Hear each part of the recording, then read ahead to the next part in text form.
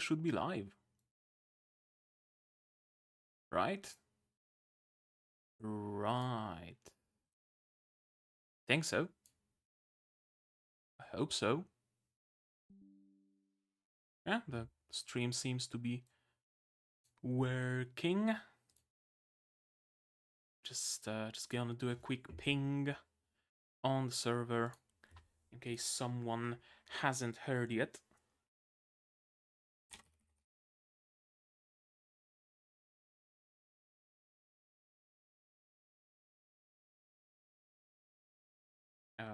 Okay. Ping sent. Hello, QB, good morning. Hopefully everything is fine with the stream. I had to set up some stuff basically anew. Yeah, there we go. Basically anew because I got some new parts, new hard drive, well, SSD, new system install, and a bunch of stuff was missing, like fonts or some assets that I used, and yeah.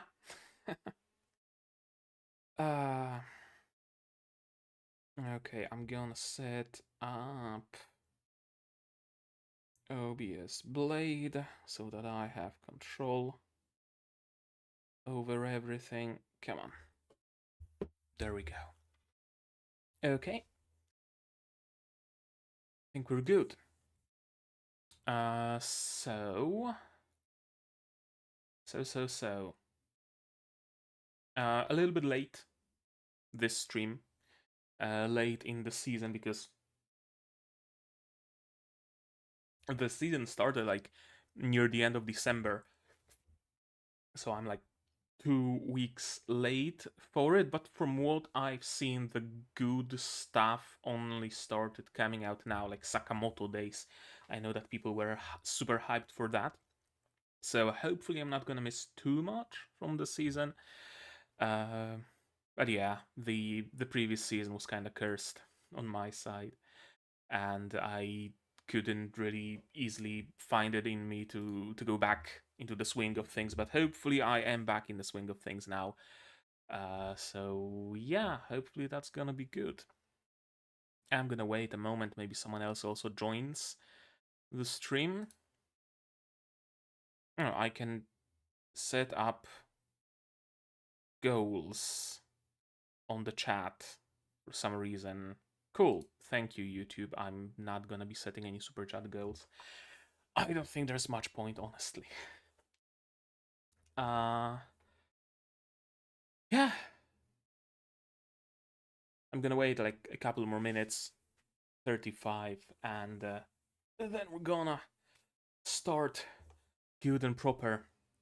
I'm glad I got those new parts though, I gotta say, because anything I'm doing now with like 4 times the RAM I had and like an actually new CPU, editing videos is just a breeze. It used to be that I had to wait for the playback to catch up, and it was all stuttery and laggy and whatnot. Now I can just scroll through it, and it just exports in seconds.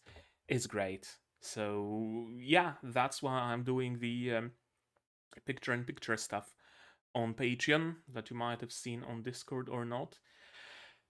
Because it suddenly became much easier to do. I no longer have to fight with the video editor or close everything I have going in the background just for the editor to have enough RAM. I can just edit it easily and without, easily and without much of an issue. Those are synonyms. So yeah, it's gonna be fun. Right, let's start as we usually do. There we go. Okay, it works. Everything works so far. Knock on wood. Works. Yeah. YouTube. A brief glance at it. I want to start with content because something very interesting happened. I was really afraid that not posting for a lot of time not posting for so long would absolutely tank the views and everything else. But lo and behold, once I started getting pretty much like week-long breaks between videos, the views just skyrocketed compared to what they were previously, like double or even triple the amount of views, which is interesting, and I've no idea why that is. Probably because it's a hype moment in the anime, it's the fight with Lycagon. Uh, or maybe YouTube is pushing my videos more for some godforsaken reason. I don't know. Who knows how the algorithm works? Certainly I don't. But it's a very interesting thing that happened. Also, curiously, all those videos, all three of those videos, I believe, if not four, released like a good few days after the episode itself, and it didn't really have any impact on views, which is another interesting thing to take note of. Hello, sir. Good evening. Good evening to you as well. Yeah, very interesting that the views and the likes and everything just jumped like that when I started releasing fewer videos. Maybe I should be limiting myself more. I don't know. Uh, okay, let's go through the analytics. As always, if you haven't taken part in my seasonal stream yet, then I first go through some analytics on YouTube, on Patreon, and then we go through the seasonal shows. That's how it always goes, and that's how it always will go, or for as long as I don't find a new formula. I'm interested in last 90 days, thank you very much. Yeah, there is a very clear drop in views, but mostly because I simply stopped releasing as many videos, or started releasing fewer, basically just DANDADAN and Shangri-La Frontier, so naturally the views also tanked. Uh, which is a shame, but I just don't know what happened.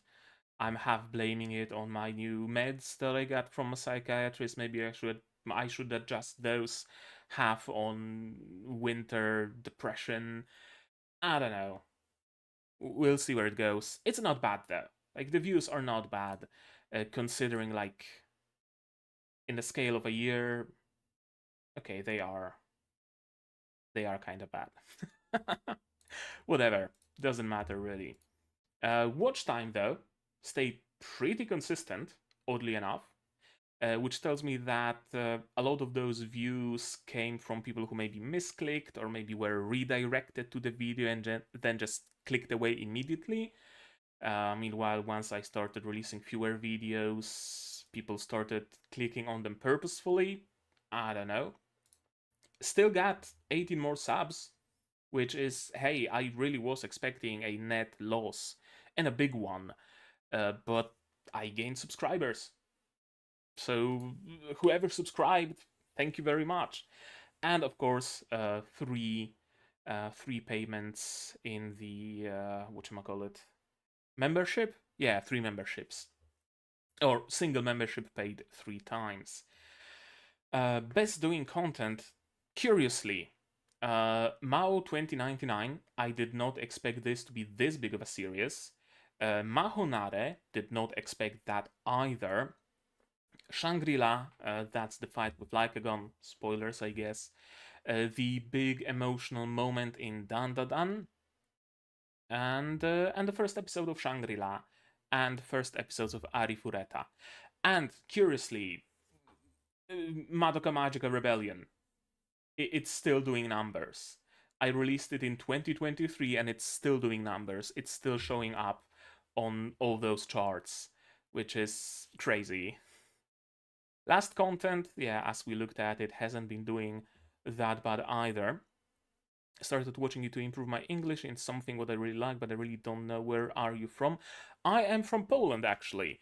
So my English is not perfect, probably, but I like to think that I'm at least fairly fluent.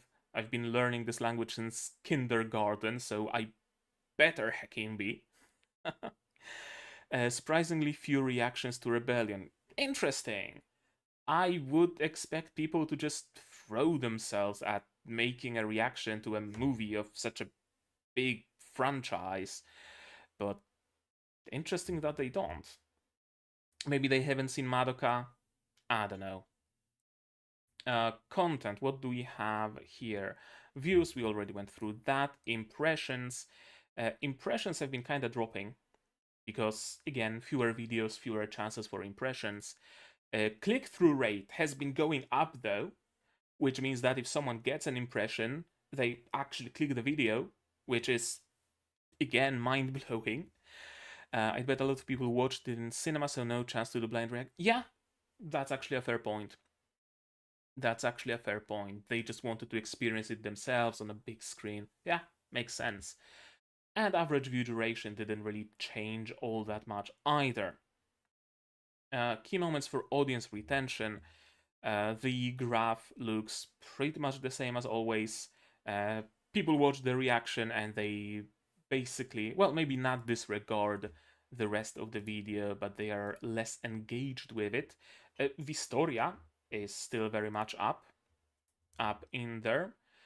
And below typical intros, Isekai Shikaku, Mao 2099. Yeah, the graphs look basically the same as always. Your English is very good, that's why I chose you. Thank you very much. Thank you for putting your confidence in me that I can teach you something in English. Yeah, as I said, I've been learning this language for a lot of time, and I've been pretty much all of the media that I consume is in English. So if you wanted any sort of a tip how to learn English naturally, continue consuming media in English. I watch all the anime with English subtitles, as you can tell. I watch shows mostly also in English. Recently watched 7 seasons of House MD, for example, in English. I read books in English, so just, immerse yourself, and that will just kind of come naturally, honestly. I learned that I picked up a surprisingly good chunk of my vocabulary from watching My Little Pony in English, in original language.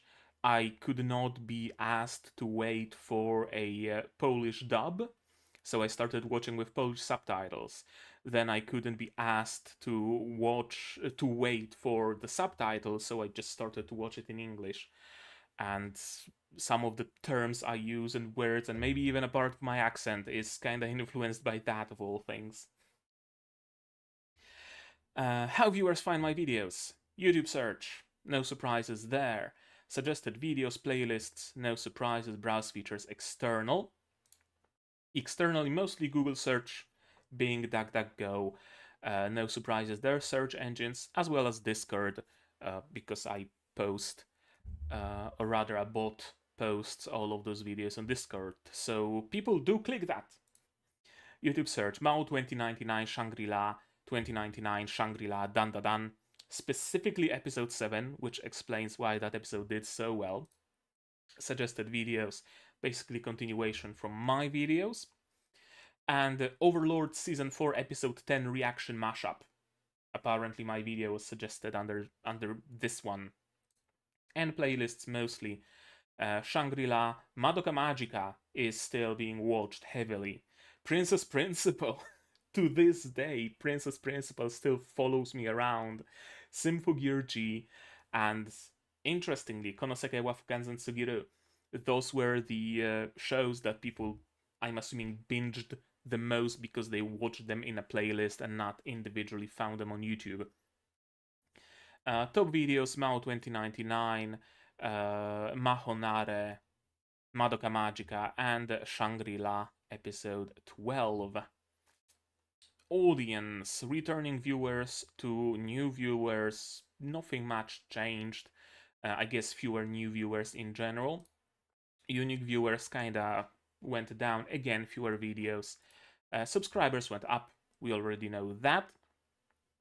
My viewers are mostly on YouTube during those times locally. Right now it's 2:45 in the morning for me, so you can just kind of extrapolate what hour it is for you here because it uses my local time. Only 14% of you have the bell clicked, so click the bell to be notified of of new uploads and stuff. 75% are not subscribed.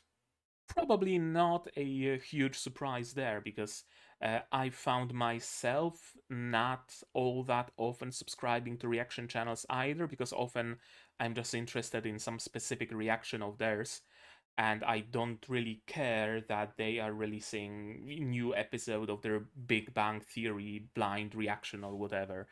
Uh, it really would be great if YouTube released a feature where you can just subscribe to a specific playlist. That would be my dream, because there are so many subscriptions that I would just give out if I were able to just subscribe to a particular playlist. Alas, 99% male viewers, mostly 25 to 34 years, at least 18 it seems. Everybody watches everything. Mostly viewers from United States, Japan, Philippines, Indonesia, and India. So basically, like the biggest anime anime, not anime related. The biggest anime consumers, you could say. All that's missing is Mexico, but I don't react to Dragon Ball, so that's probably why Mexico isn't on the list. Usually no subtitles. Sometimes people use English subtitles or auto-translated into Japanese, Spanish, and Russian, which is interesting.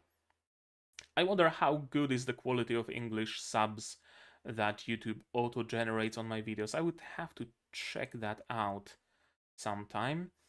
Yeah, payments for memberships.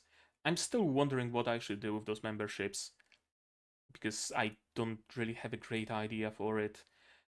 Trends. Best underrated anime to watch, underrated anime with good story, best underrated fantasy anime. People really like looking for underrated anime for some reason. Videos to inspire me, DANDADAN, DANDADAN, and the anime masterpiece nobody cared about. So again, underrated anime. Maybe it's something to explore. I don't know. We'll see, we'll see. Next is Patreon. Active members, 7. Nothing changed. I guess 6 months. Yeah, something changed like 3 months ago. I started releasing fewer videos, so yeah, fewer active members. Earnings also, of course, went down as I started releasing fewer things on Patreon in general. Posts, surveys, and traffic. There we go. That's how my Patreon looks. I found something very interesting in my Patreon stuff, though. Yeah, I don't know who you were, who gave me $5 and then took that pledge away on July 30th and said, went to watch the uncut reactions and there was almost nothing. I don't have uncut reactions because I don't have cut reactions. If you are looking for uncut reactions on my Patreon, you are looking in the wrong place. They are all on YouTube. No need for any subscription to get everything uncut. So, in Latin America, the most popular in shonen is shonen in general, not rom-coms and ecchi. Big community, not only in Mexico. Yeah, for sure. Okay, so that sums up Patreon. And now we can look at the season. Winter 2025. Second season of Solo Leveling. Haven't seen the first one, so not interested. Sakamoto Days. Now this is something that I've seen hyped to hell and back. And I've kind of seen two different reactions in general to Sakamoto Days from people. Some were really super hyped for it, and some were afraid that it's gonna get a complete garbage adaptation. In particular, I believe because the trailers weren't that good. I have not seen the trailers. So I wonder how it actually is. Is it actually a good adaptation or not? I know episode 1 is already out. Yeah. Hmm.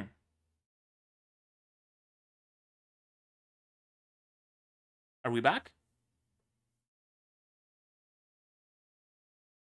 I think we're back.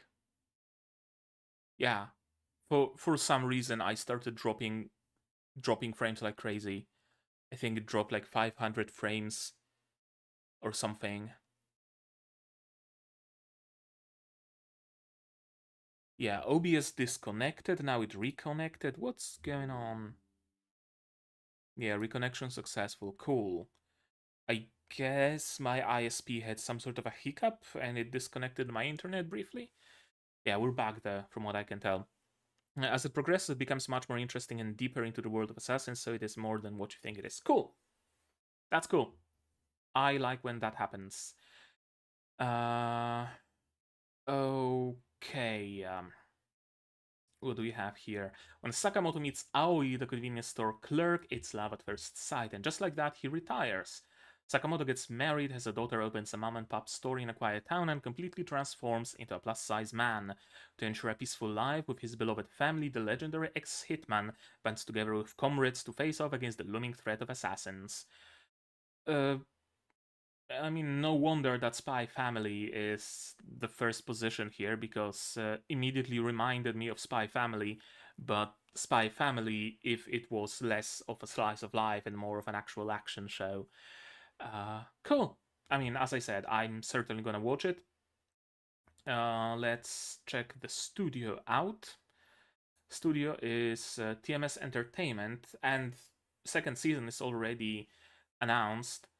So I'm gonna assume it's not so much 2 seasons as it's a split core, probably. They also made Doctor Stone, Banania, apparently, Nanatsu no Taizai, Detective Conan. Okay, Baki versus Kengan Ashura, Conan versus Kaito Kid, other Kengan Ashura, Dr. Stone, Nagatoro-san. Yeah, they have a plentiful portfolio.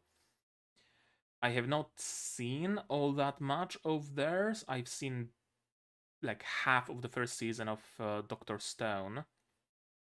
Have they made Kaito, Magic Kaito? I think they might have.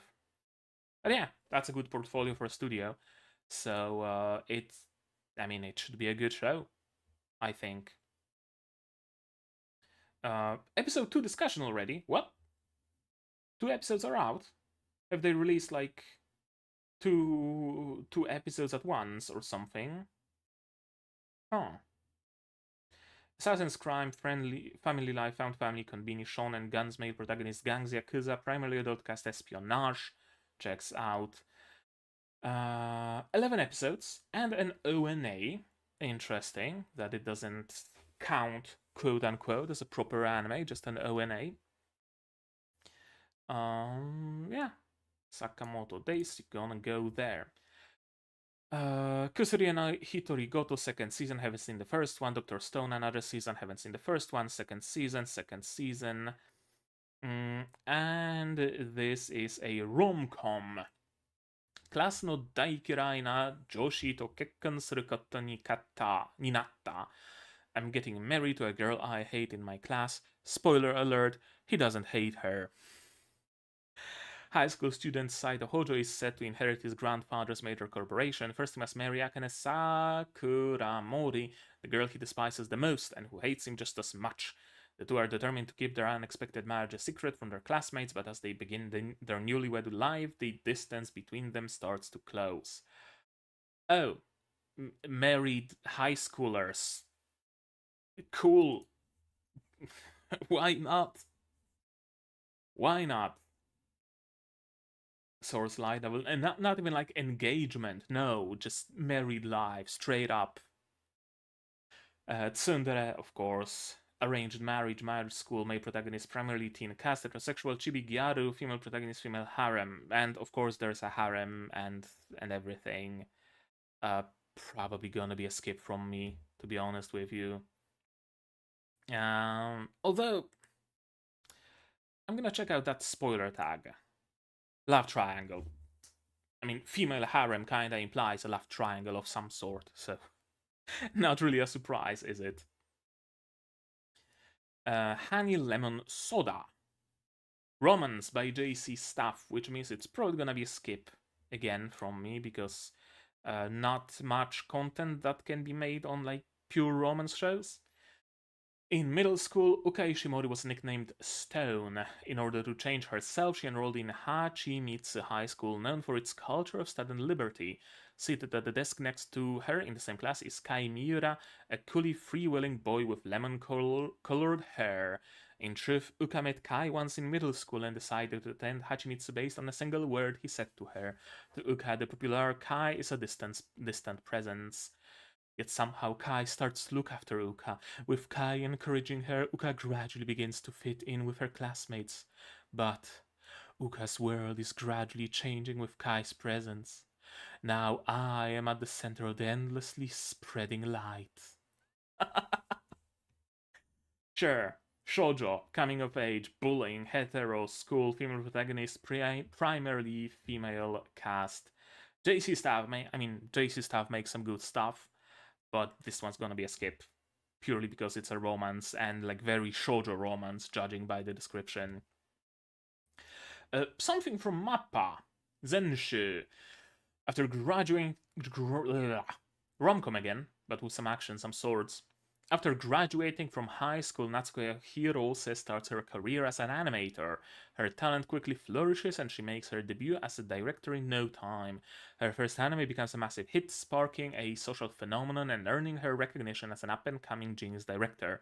Her next project is set to be a romantic comedy movie themed around first love.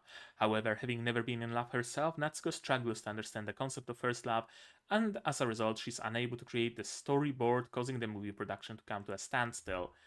Okay, so like rom-com meets Shirobako meets, I don't know, like there was that anime like Love Lab or something where they try to figure out what love is. That's the vibe I'm getting. By Mappa, of all studios though, Isekai, probably going, like, getting transported in her mind into the world of the anime that she produces or something like that. Female protagonist superpower. Probably she has them in the book or in the anime script. Drawing meta, yeah, gods, magic, anthropomorphism, otaku culture, work, desert, not dessert. Animals, office lady, office, heterosexual. I'm gonna check out the trailer. Well,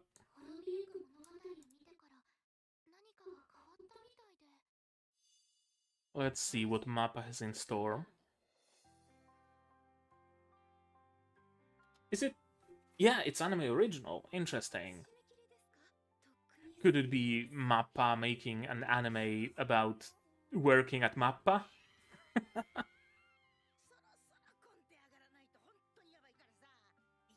Interesting character design, with her face obscured entirely by her hair.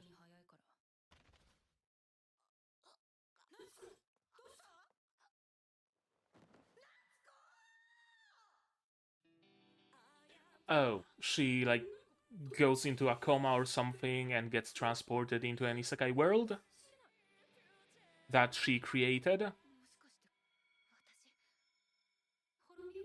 Or actually died and got isekai'd?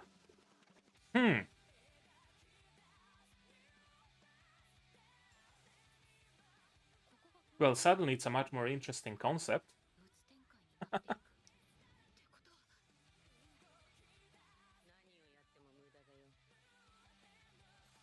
I thought it's gonna be some sort of just mostly an office drama and looking for her first love, bits of rom-com and stuff. But it seems to be an actual like action isekai show with her having the powers to create, to influence the world or something. I guess kind of reminiscent of Recreators, right? Yeah, Recreators. There we go. Shirobako, of course, Eizoken. Isekai Shikaku, yeah. Also kind of reminiscent of Isekai Shikaku. That seems interesting, at least. Then we have Kurewa Medaka Niwata Shino Kawaii ga Tsujinai. Edgy comedy romance. Probably gonna be a skip, but let's read it. Gorgeous from head to toe, the perfect figure to kawaii Mona winning hearts comes as naturally as breathing, but the arrival of Kuroe Medaka, a new transfer student who won't even give her a second look, turns her school life upside down. She's lived her whole life being fawned over, so why see any different? Mona tries everything she can think of to win Medaka over, even getting a bit extreme at times. This new rom-com starring a queen bee and celibate boy is about to burst onto the scene. Love rom-coms, but Kurewa Medaka, I started the manga, but I dropped it. Okay. If someone who loves rom-coms drops a rom-com, it's probably not the best. School heterosexual female protagonist shonen, male protagonist rehabilitation, love triangle, female harem tsundere. Classic. By Studio Synergy SP. Have I heard about this studio? Only in passing, I guess, because I don't think I've seen anything by them. Interesting. Yeah, probably a skip. Guild no... ooh, that's a title. It's one of those rom-coms that only the Japanese like. Gotcha. I know precisely what you mean. Guild no uketsu keijo desu ga zangyou wa ria nanode boss wo solo tobatsu shiyou to omoimasu. I may be a guild receptionist, but I'll solo any boss to clock out on time. Action, adventure, comedy, fantasy by Cloverworks and Cloverworks. Alina thought she had found the perfect job as a guild receptionist. It's a stable, safe, and super cute uniform. It's stable, safe, and has a super cute uniform, but this dream gig turns into an overtime nightmare whenever adventurers get stuck clearing a dungeon. Tired of the long nights, Alina starts taking down the bosses herself. She even earns the name Executioner for her impressive skills. Can she keep her identity a secret? Curious premise, for sure. And okay, I know why some people were hyped for it. It's Rie Takahashi voicing Alina, the voice of Hoshizaki-san, the voice of Emilia, the voice of Akira Kagami, Ai Hoshino, and plenty other people. Cloverworks doesn't need introduction, I don't think. So the first episode in it was good. Cool. Cool. Yeah, Cloverworks. Spy Family, Bocchi the Rock, Windbreaker, Spy Family, Fate, and plenty other high-level shows. Primarily adult cast of slate female protagonist dungeon magic worked tsundere superpower. Okay, let's check out the trailer, shall we?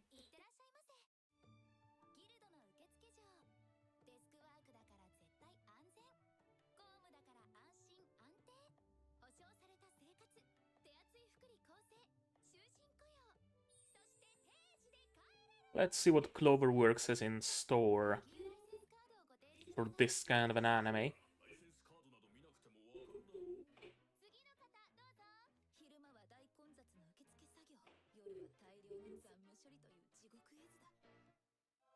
Okay, classic overworked story.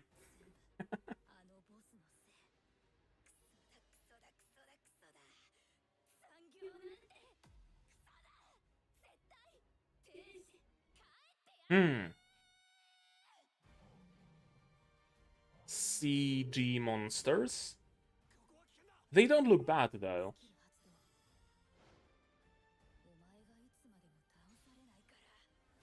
Ooh, big hammer. That's cool. A really big hammer. Comically big hammer.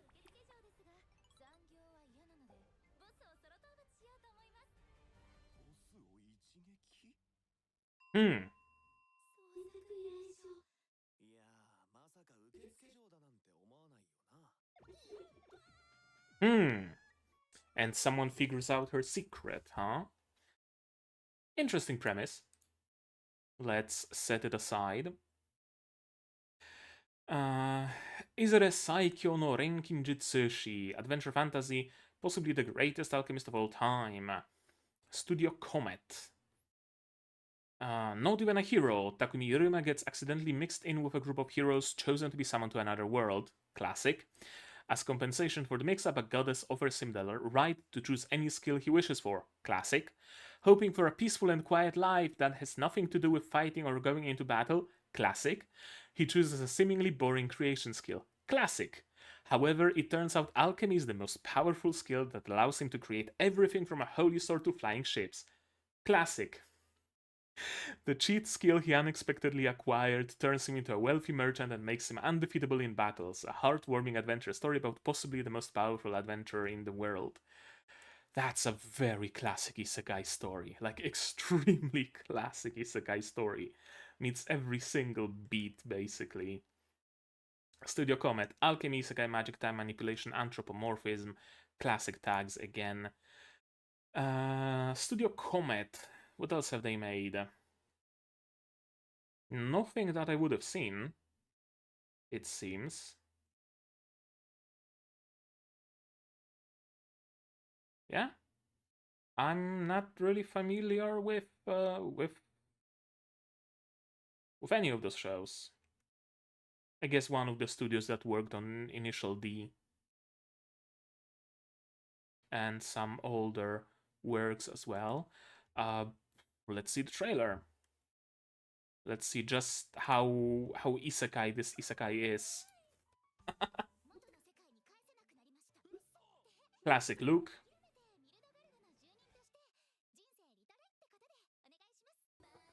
Even a very standard art style for an isekai.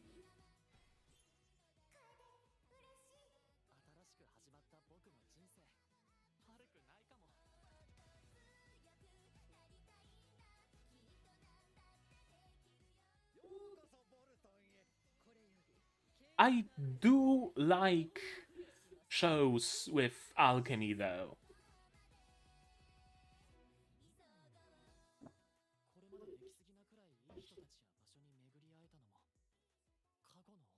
So, it might be fun.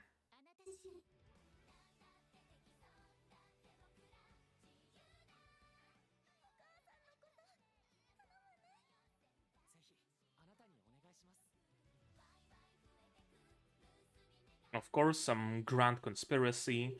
Probably the people who summoned all those heroes are not all that good and just want to use them for their own means. And he's gonna be the only one, like, off the grid, being able to save the day. Yeah, there's the redhead, there's the Kemono Mimi, there's the elf. Pretty large cast, it seems, though. So that's also fairly unique.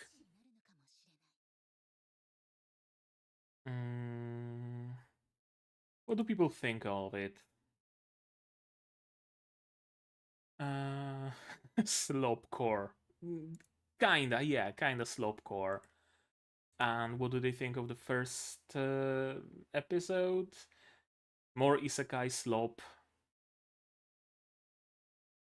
Insane pacing.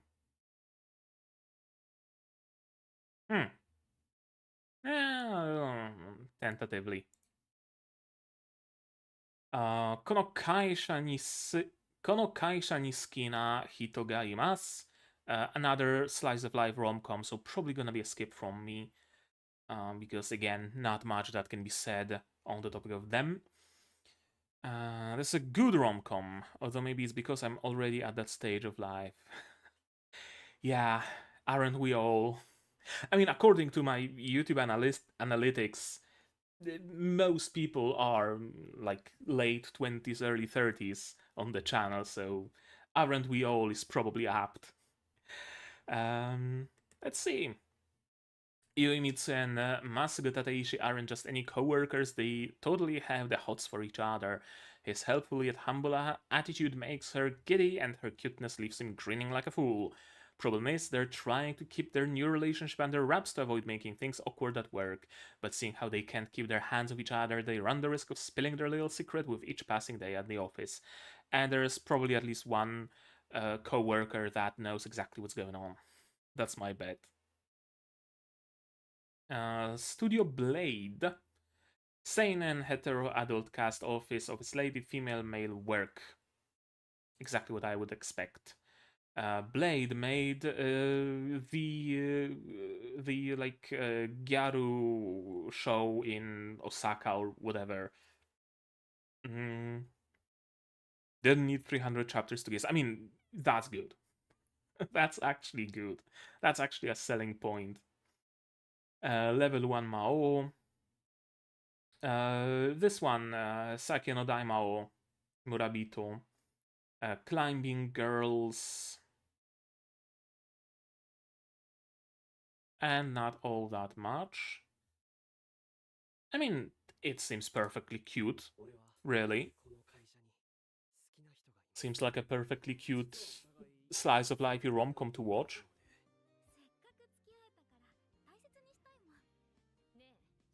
But I'm probably gonna skip it because, again, not much to talk about. And I would also have to cry myself to sleep every day. From jealousy.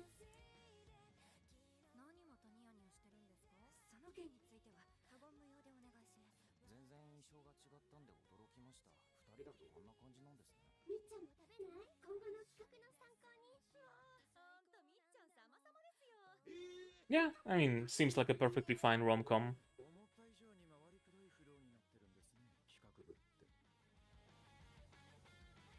Some sliding PNGs, some stills.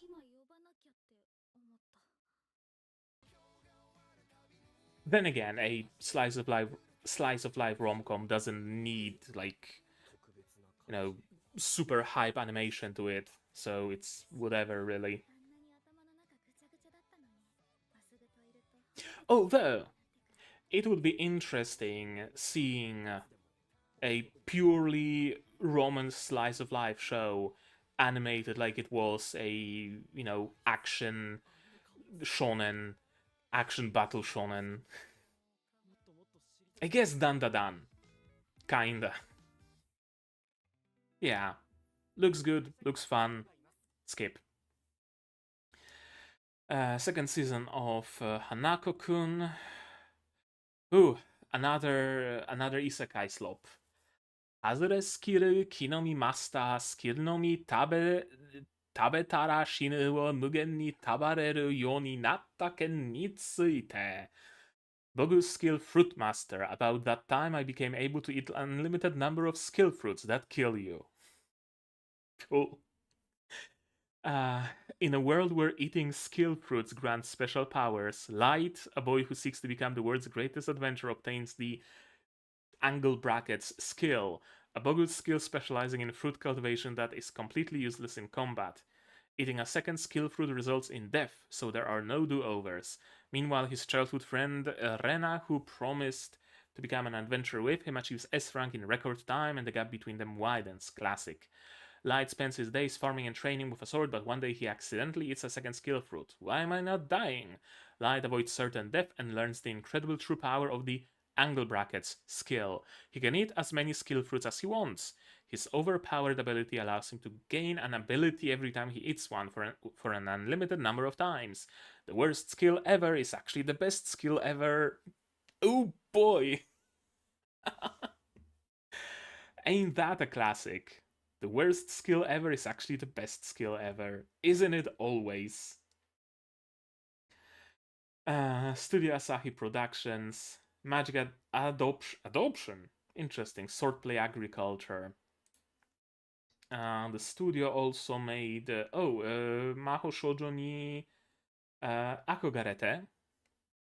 They also made Ars no Kyoju, Doll's Frontline, Peach Boy Riverside, and some other shows as well. Himegoto. Now let's see the trailer. I know pretty much exactly what to expect, but it's fascinating though that they came up with an idea that getting a skill is essentially a gacha. Like all of those fruits look the same. and you eat one, and it's just, you know, you can get an SSR, or you can just get a fucking catapult from Arc Knights.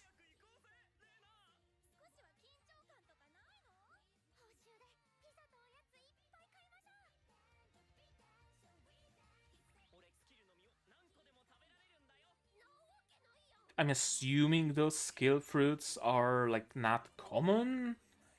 You're gonna have to be going around the world looking for them. Maybe? That would at least be fun. Because if you can just like buy a crate of them and just, you know, blend them and drink them as a smoothie and get 600 skills, then, you know. I don't think the monsters are CG though. That's cool. Oh, standard Isekai City, of course. Why are you training physically if you can just eat a fruit, mate?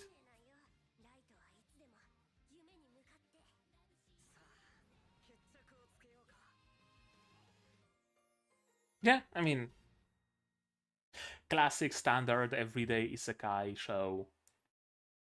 The premise is kind of fun, but see, the issue with the premise here, I fear, is that if you can just grab a fruit and eat them, and they're not like super rare, then it makes no sense for the main character to have any setbacks, because he could just order a crate of them and just eat them all and be all powerful. If the fruits are rare, could be a nice adventure, right? Like getting wind of the fruit being somewhere, but they can't be that rare. At the beginning, he ate one and there was like a bunch of them laying on the table. Huh. Also, gaining skills by eating fruit has the potential of having a lot of like Deus Ex Machina kind of moments, right? Like, oh no, there's a wall of fire blocking our path. Let me eat the fruit and pull on the gacha. Oh, what do you know? It was a fire immunity fruit. I can go through. Which, I don't know. I'm just, uh, I'm just, I don't know, thinking nothing stands out as unique. Oh, I'm confused as to why he didn't just start a mukbang with all those fruits that he had harvested. Oh, he grows them. He grows them. The first reason is that he's just an idiot. Huh. The second is that it would make everything in the story pointless. Okay, so it's basically an idiot plot. Anything that happens to him, any setback, is because he just didn't think of eating the fruit. Great. Probably gonna be a skip. Salaryman ga isekai ni itarashite no ni nata hanashi. In an alternate fantasy world, the Demon King reigns with a formidable army led by his four heavenly kings. One happens to be Uchimura Denosuke, a normal salaryman and unexpectedly plucked from his mundane life by Demon King himself. But even in this new realm, Uchimura is bestowed no particular powers. Can he survive treacherous missions with only the knowledge of an office worker? Correct me if I'm wrong, but I think a very similar show has already aired. I think it might have been this one, or this one. What's this one? Becomes a new king. Oh, I read the manga of this. The manga was actually cool. Was it this one? Just a regular middle-aged man, isekai. Oh, but he has access to Amazon. Gotcha. I don't know. Maybe I'm mistaken. ONA, curiously. 12 episodes, Studios Geek Toys, of all studios, and Comptown. Isekai economics, demons, magic, work, politics, male protagonist, elf, reincarnation, Cinderella Monomi. Geek Toys made Date Alive, Migi Dali, Dead Play, Data Bullet, and some other shows. And Studio Comptown made Migi Dali. And this one. What do people say about the pre-release?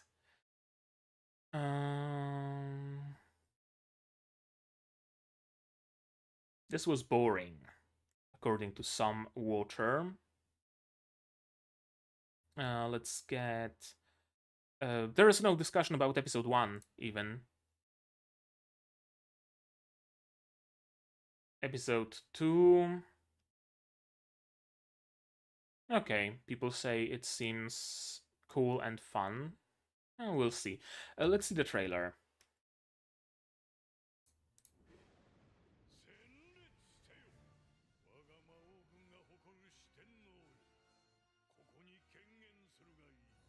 The Demon King looks like a Super Sentai antagonist. Okay, just a random Weiji. Not a high schooler. So, hey, mad props for that.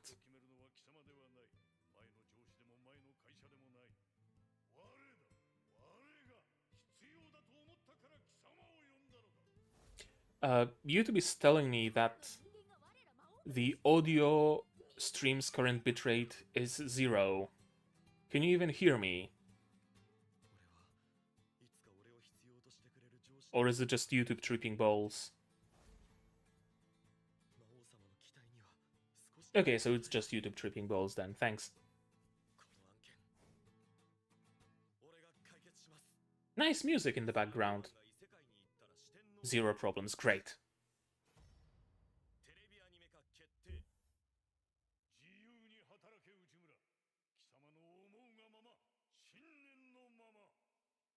I ain't sure. Seems interesting.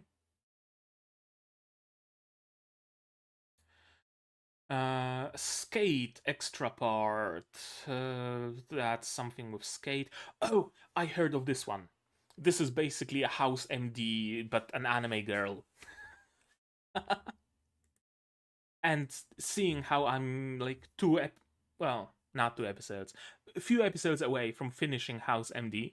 I'm like halfway through the 8th season. This could be interesting. Tenikai General Hospital Supervisory Department of Diagnostic Pathology. Yes, House's department handles cases other physicians deem too difficult to treat. It's also where bizarre mysteries surface, from unexplained illnesses to strange murders even the police can solve. At the center of it all is Takao Ameku, aka Dr. Gregory House, a brilliant doctor determined to reveal the shocking truth behind those anomalies. This is just House MD. This is just House MD. I wonder who's Cuddy and who's Wilson, because those are like the most important characters besides House. Medicine, detective, human protagonist, episodic crime, police, primarily adult cast, twins. Studio Project number 9. They made Senpai wa Otokonoko, Hikikomari, and some other shows I might or might not be familiar with. Rokyubu SS and Rokyubu, those I'm familiar with. Let's see the trailer.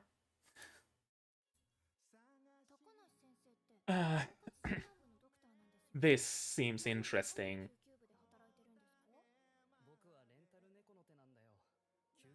Oh, a bunch of colorful characters, everybody with their own motivation and whatnot.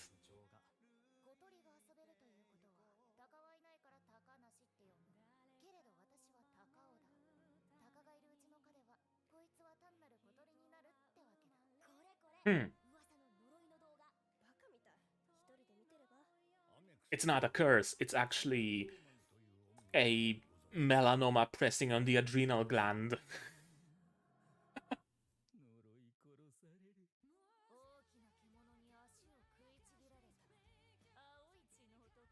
Hmm. Are we actually getting some sort of, like, paranormal stuff? Like, Demon Lord arriving here because he heard that she's the best diagnostician in the multiverse and he needs a pimple diagnosed or something. That could also be cool.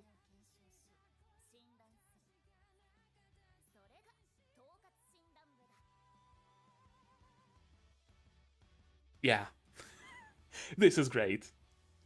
This genuinely looks great. Yeah, really. If under recommendations, can I add House MD?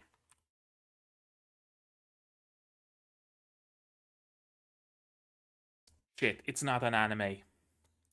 I can't add House MD as a recommendation. God damn it. Yeah, this looks interesting. This looks cool. Even if for just the memes alone, even if to yell it's never lupus at least once.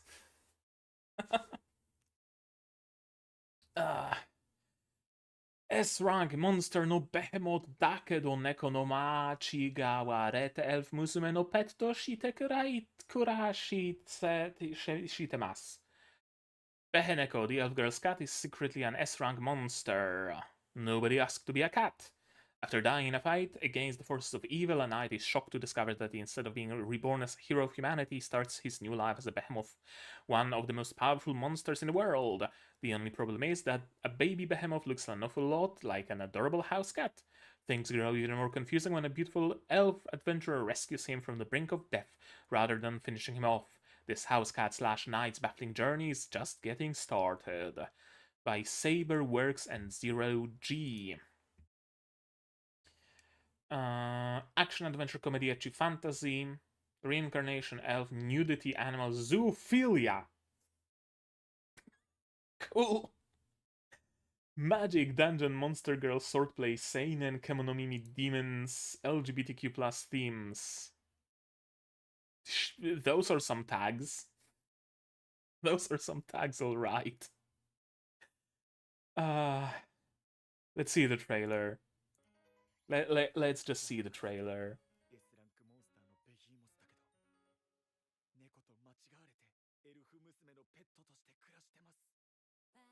Oh, what was that anime? Inukai-san's dog? I think something like that, where a dude get reincarnated as a dog and adopted by a girl. There was something like that. Oh, recommendations, yeah, I see it. It's the second one, isn't it?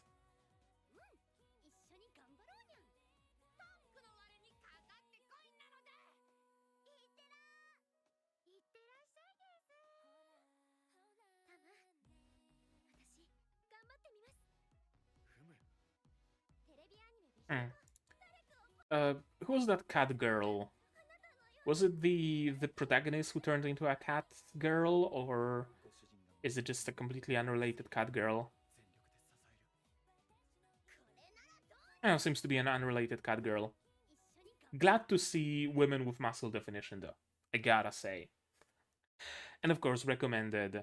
Inu ni nattara suki na hito ni hirowareta. Yeah, exactly what I was thinking of. This story, if I'm not mistaken, ends with her and the dog actually having sex. So,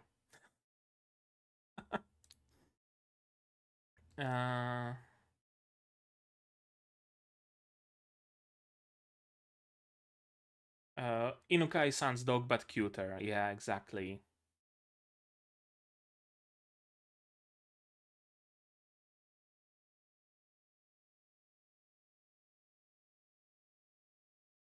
Mostly just an ecchi anime, it seems. A lot of discussion on the topic because, of course.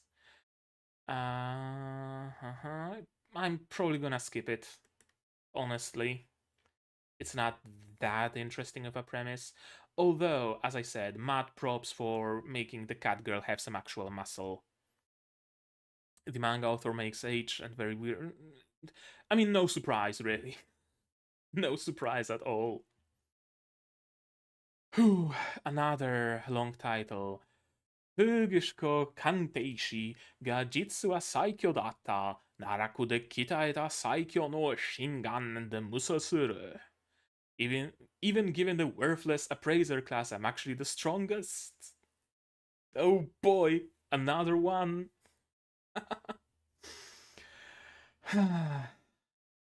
Ein has been saddled with the job of appraiser, the weakest and least fortunate of all the jobs one can be born with, as the only power it grants is the ability to appraise things.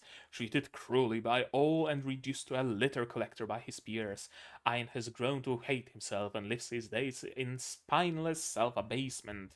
But when he meets Yuri, the spirit of the world tree... I've read the manga. And her protector, Ursula the Sage, Ain's fate takes a drastic turn. With the gift of Spirit Eye from Yuri and the help of Ursula in learning how to use it, Ain grows stronger and stronger until he's ready to take Yuri on her long destined journey to meet the World Tree's sisters. Yeah. He goes on to overcome all sorts of challenges, armed with his natural kindness and his newfound courage. Yeah, I've read it. I've actually read the manga. Haven't finished it, just kind of dropped it eventually. I remember there being like at least 3 mangas with basically the same exact premise, and 2 of them had basically the exact same opening. This one starts with the dude and the party going to some sort of cave. Then they meet a monster. The team bails on him, leaves him behind, or maybe like stabs him or something. He runs away, falls into a hole. Deep in that hole, there is a world tree, and the world tree's protector. And he gains powers and goes through some training and then goes out into the wide world. There's at least 2 manga that have the exact same beginning that I just described, and this is one of them. Probably gonna be a skip. Although the manga was some, it gets dumb fun. So if you like isekai slop, there you have it. Compilation movie for Kaiju Hachigo, Ubelblatt. That's a remake, if I'm not mistaken, remake of a classic. Action adventure drama ecchi fantasy made by Satellite and Staple Entertainment. Rumors stir throughout the land. When the wielder of the black sword draws his blade, all who stand in its path are torn asunder.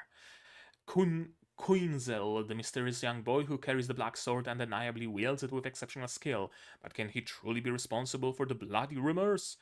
Pursued by the traitorous lances, 4 powerful warriors who were thought to have been defeated by the 7 heroes, the strength of the young swordsman will be tested to its limit. At battle's end, only the shocking truth of Quinzel's quest will stand above the corpses of his enemies. An epic fantasy on the grandest scales.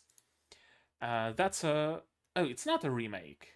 It's an adaptation of Übelblatt, the manga, from 2004. Okay. I could have sworn it got an anime adaptation in like early 2000s, but apparently not. Let's see. Satellite and Staple. Satellite made Helk, Sakugan, Somali, Symphogear, of course, or at least they helped. No, were they the main studio behind Symphogear, or were they just... Yeah, they were the main studio behind Symphogear. Yeah. And some other shows. Plenty other shows. And Studio Staple made not much that I would recognize. Seems interesting. From what I hear, the manga is kind of deemed a classic, alongside, like, I don't know, Berserk, Claymore, Trigun, stuff like that. So I wonder. Revenge Elf Seinen Swordplay male protagonist. Let's see the trailer. exclusively on Prime, so I wonder if it's gonna be accessible. I mean, someone's gonna upload it to Nia. Someone's always gonna do it.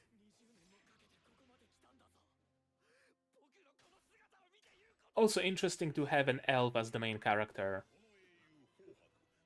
It's not often that you see that. Especially a male elf.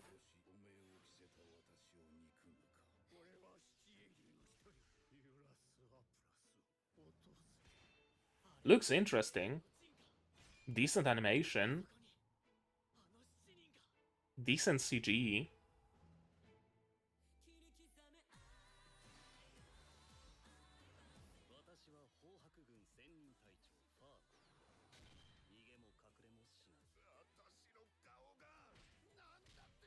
Yeah, I'm liking the trailer so far. Might be worth a watch.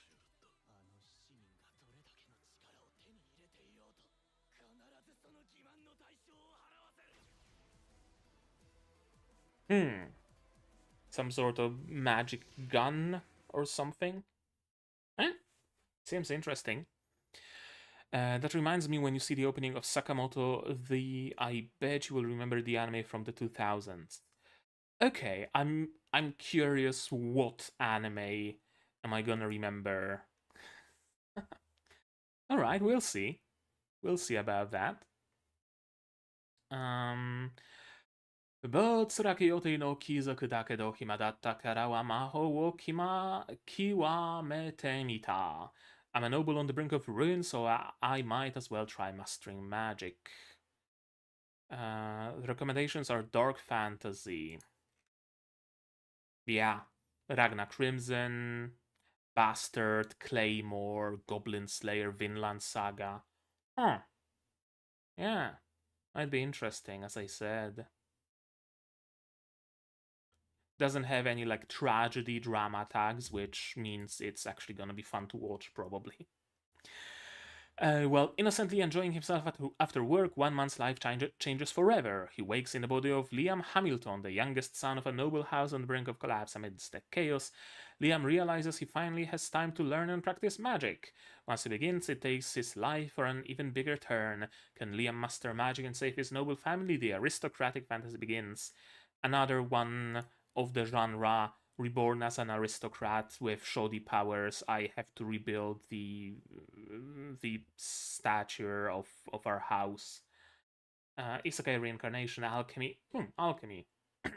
You got me there. Studio Marvy Jack and Dean. Marvy Jack made Onmyoji, Nanatsu no Taizai. They made Nanatsu no Taizai. Yeah, we'll see how the quality is gonna be. And the OG Spice and Wolf. And the Dean made a bunch of isekai shows.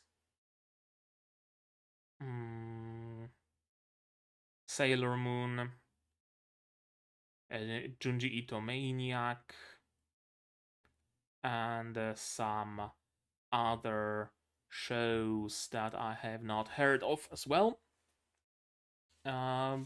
Let's... Ooh, Saori Hayami voices someone here. That speaks in favor of this show. Let's see the trailer though.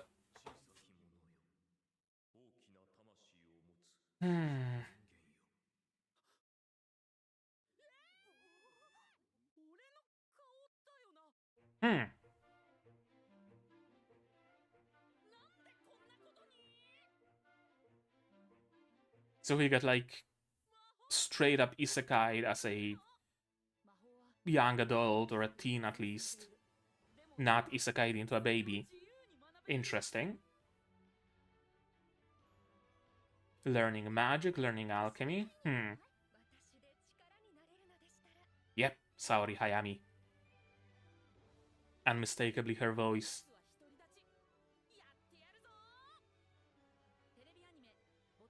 I mean, seems fun. What do people think of it, I wonder? Both episodes were good. Huge fan of the pace. Fun kinda trash.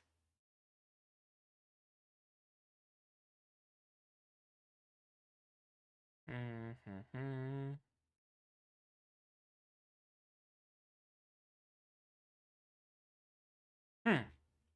Yeah, I'm probably gonna skip it. I'm not all that interested in it. I might read the manga though, because the manga seems fun. Maybe. I'm gonna like set it aside over here. How many more do we have? Oh boy, we still have plenty. Okay. Where were we? Ubelblatt. Nit kunoichi no naze. Nit kunoichi to naze kadose hajimemashita. I'm living with an otaku nit kunoichi. Comedy ecchi romance. Probably gonna be a skip. In order to protect an ordinary businessman, Tsukasa Atsumi from demons, a genius Kunoichi Shizuri Idora signs a new master servant contract with him on the condition that she stays with him. Despite her cool appearance of defeating demons, Shizuri is an otaku NEET who spends all her time playing video games. While Shizuri is spoiled by Tsukasa and leads a lazy cohabitation life, the quirky Kunoichi gather together. A romantic comedy about living together with a genius Kunoichi who is an otaku and a NEET. I've noticed a surge of shows where the main love interest is an otaku need. Studio Quad. Ninja Hikikomori hetero, yokai LGBTQ+, cross-dressing, apparently. Studio Quad made, Inu-san's dog. And that's basically it. So we know more or less what to expect, I'd say. Let's see the trailer though.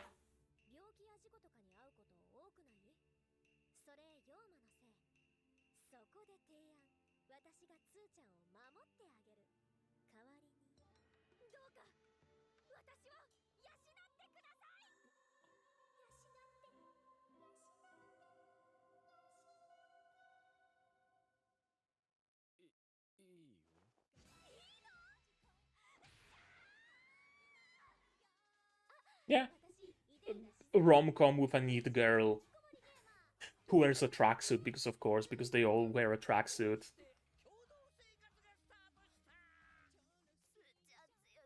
And there's probably a gag where she unzips it and some massive honkers just pop out.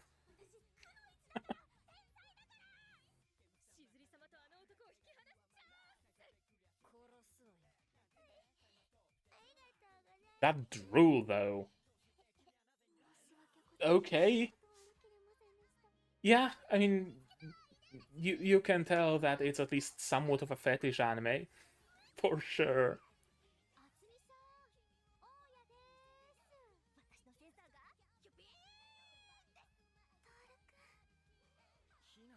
Whole arrangement of various waifus. Yeah, probably a skip from me. 沖縄で好きなになった子が本年すぎて辛すぎる。Fell in love with an Okinawan girl, but I just wish I know what she's saying. Interesting. I, Teruaki Nakamura, transferred to a school in Okinawa and developed a crush on a girl named Kian-san, but I don't understand her dialect. Higat-san is always helping me by translating the dialect. A slightly different cultural love starts on the southern island. That's interesting. That's actually an interesting premise. Comedy, romance, male protagonist, sane and language barrier, hetero, tan skin, love triangle, coastal, educational, school, food, chibi, gyaru. You had me at gyaru and you had me at tan skin. Studio Millepens. They made some isekai cheat, Copcraft, Berserk 2, TQ9, TQ8, Berserk, TQ, TQ, TQ, TQ, TQ. Bunch of TQ and Berserk. That's a range they have. TQ and Berserk. Let's see the trailer. Why not?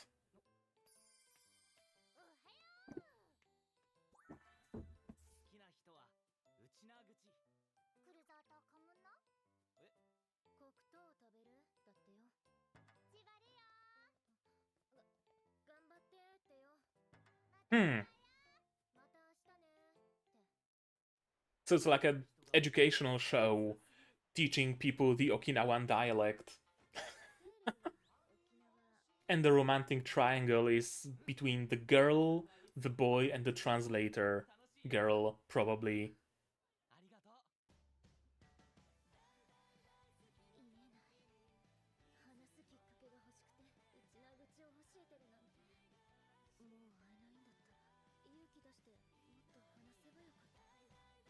She's featured pretty damn prominently.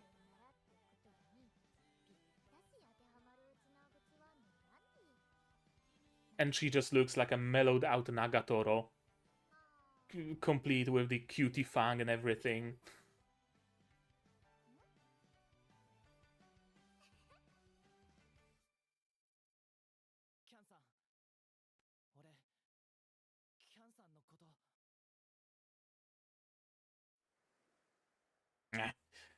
No love declaration. Could be fun. I mean, just from the sheer standpoint of using Okinawan dialect in it.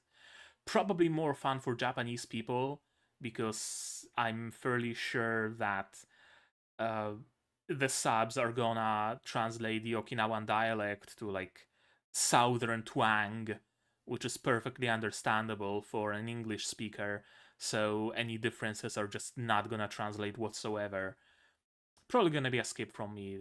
Although I'm gonna add it to my watch list because I just might watch it sometime in my spare time. Nihone Yokozo Elf-san. I read the manga. The manga is fun. The manga is cute. I can recommend it, but I'm probably not gonna watch it because it's mostly just a rom-com slice of life. Working adult Kitase Kazuhiro's hobby is sleeping. Ever since he was a child, he's had exciting adventures in the mysterious other world he dreams about. One day, while exploring ancient ruins with an elf girl he befriended, he is unfortunately burned by the breath of a magic dragon he encounters.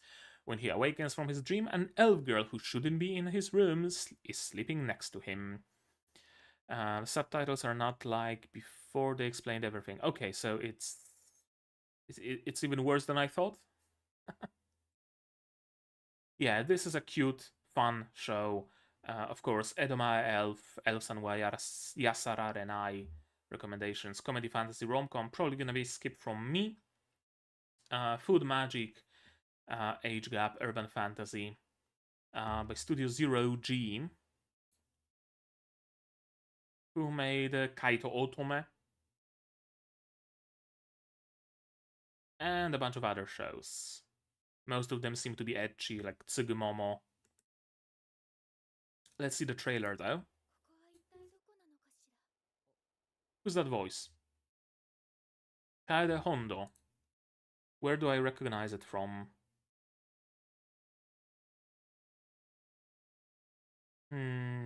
I recognize it from somewhere. Hifumi in Blue Archive. That would be it. And Suzuran in Arknights. Yeah, that's gotta be where I recognize this voice from. Yeah, as I said, I've read the manga. It's genuinely a cute premise, and in general a cute story. I can recommend if you just want something to come back to after work and just de-stress yourself.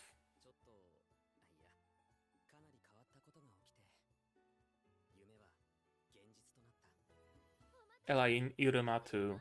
Oh, I didn't notice. Have I seen Irumaku? I have not seen Irumaku. Probably why I didn't notice. Yeah, teaching Japanese, going for some walks around Tokyo, looking for delicious food. Yeah, there's the dragon.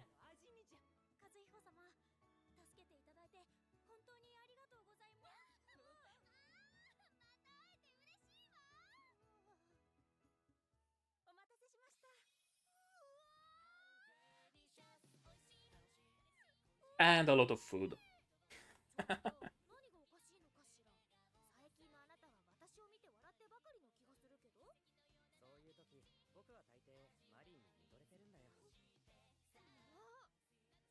Even in the dungeon, just mostly eating food.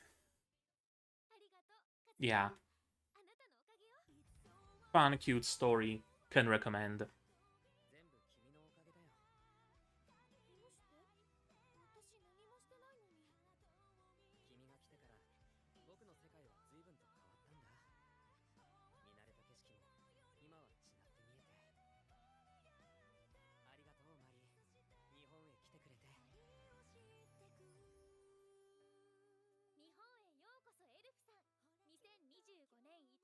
Alrighty. I'm gonna add it to my to watch list. I might watch it in my spare time. Unnamed Memory, second season. I did not hear about this coming out at all, to be honest with you. 12 episodes. Seeking to end a curse, thwarting his lineage, Prince Oscar sets out on a quest that leads him to a powerful and beautiful witch, Tinasha, and he demands a unique bargain marriage. Though unenthused by the proposal, she agrees to stay in his castle for a year while researching the spell cast upon him. But beneath her beauty lies a lifetime of dark secrets soon come to light. I'm gonna be honest with you, I do not remember how the first season ended. I think with their marriage.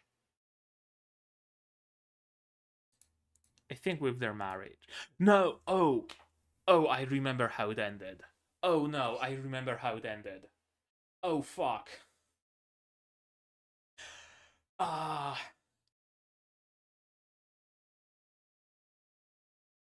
And now I'm gonna have to watch it to see where it actually goes. God damn it.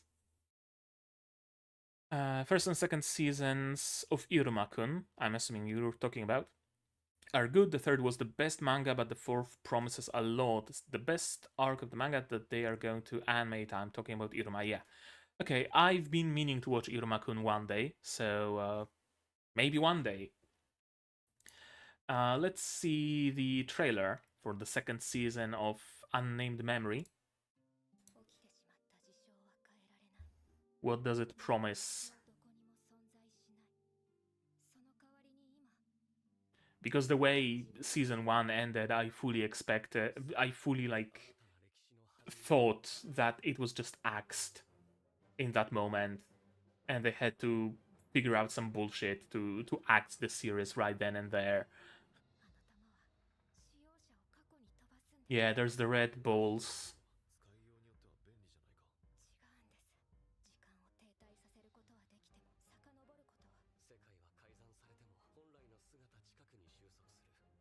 And seems like some timey-wimey shenanigans are gonna be happening.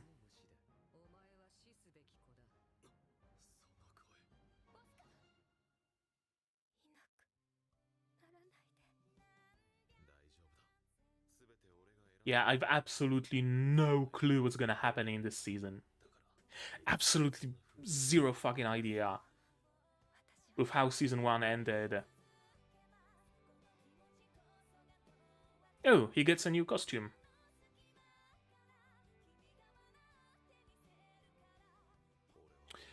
Animation seems better than season 1, at least.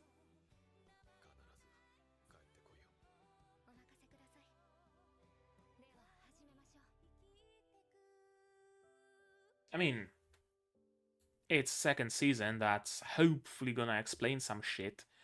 So I'm kinda gonna have to watch it, aren't I? Hanawasaku Shura no Gotoku, Flower and Asura. Drama slice of life, probably gonna be a skip then. On the picturesque island of Tonakijima, with a population of only 600, Hana's favorite pastime is reading literature to the island's children. Her narration skills are second to none, and Mizuki, the president of the school's broadcasting club, immediately recognizes Hana's ability to engage with others and draw them into her recitations. Invited by Mizuki to join the club, Hana embarks on a journey to discover her true love of reading, and maybe even change the course of her life along the way. Yeah, sounds like a perfect, slice of life. School club, acting, teen cast, female protagonist, seinen. made by Studio Bind, who made Mushoku Tensei.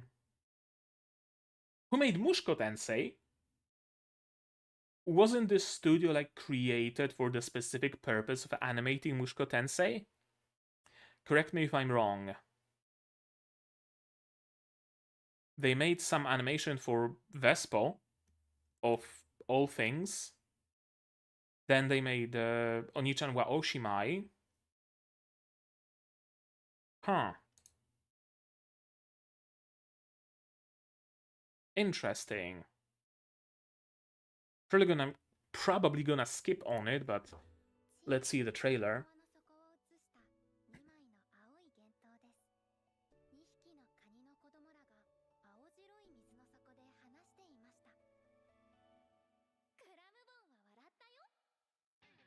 Hmm.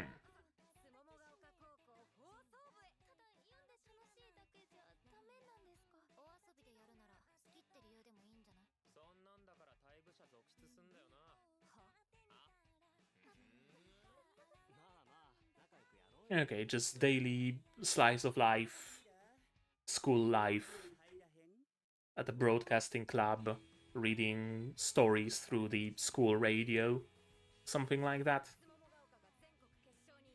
With a bunch of colorful characters.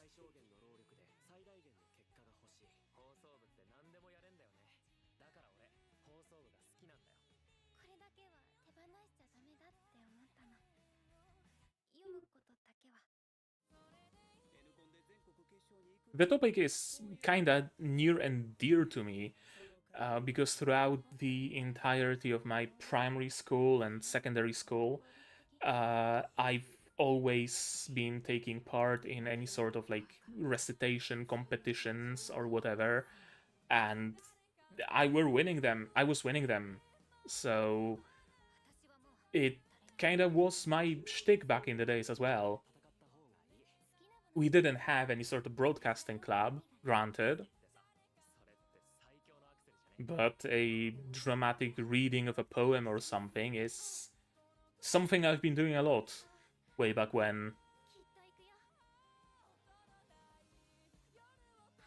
Probably gonna be a skip though, because not much to talk about here, I don't think. I'm gonna add it to watch later though, just in case. Medalist, psychological drama, sports. That's gonna be a skip.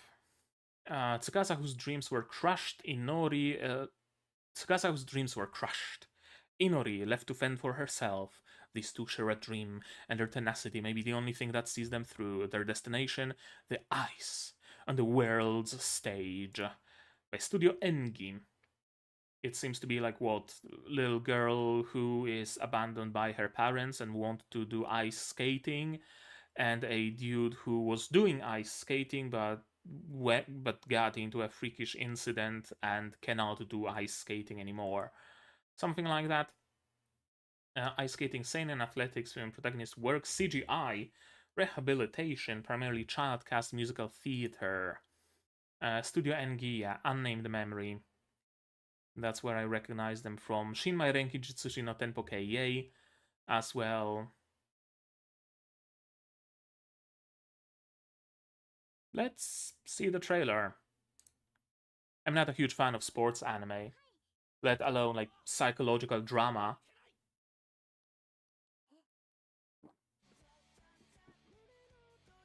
So I'm probably gonna skip it.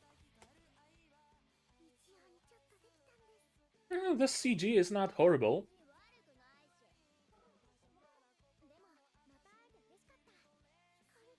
Like, on par with any random idol show.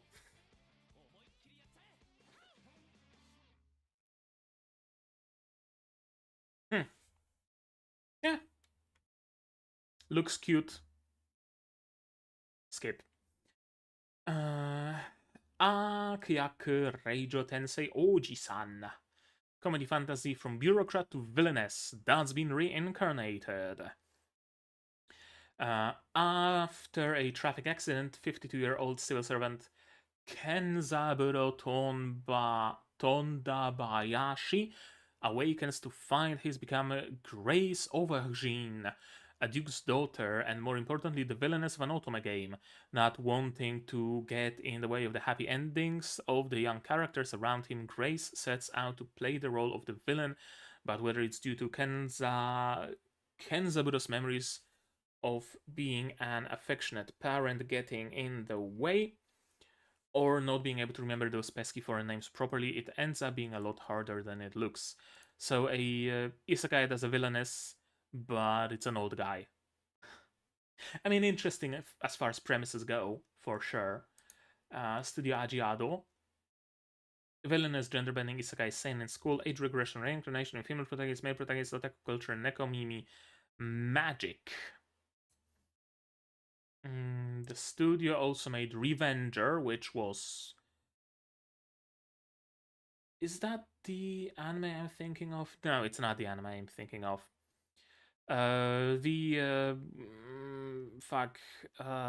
What's the English name?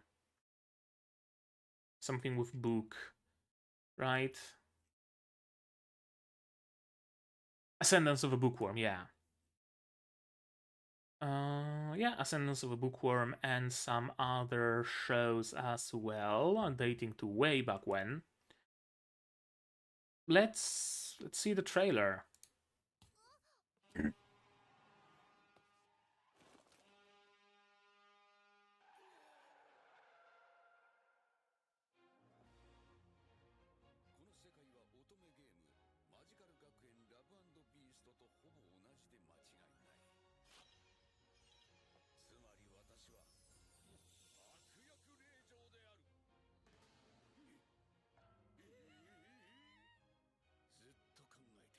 Yeah, premise seems interesting at least.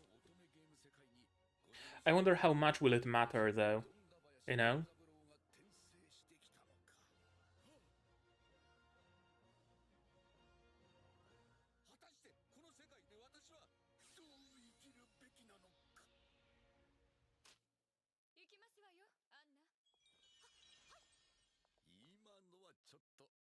Seems like a fun comedy, but probably not much to talk about in the form of reaction, so I'm gonna add it to watch later and probably gonna skip it.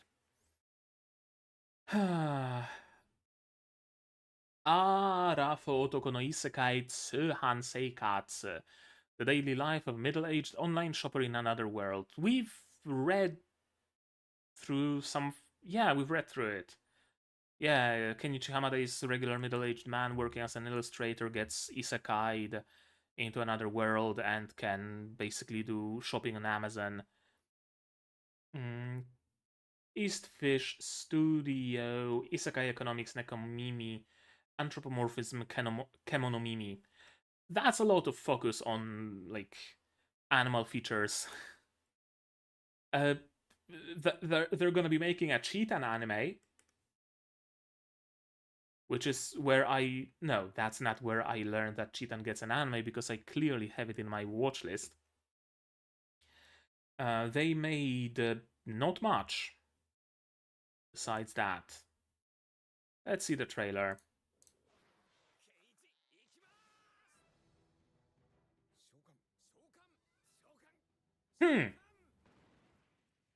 Okay.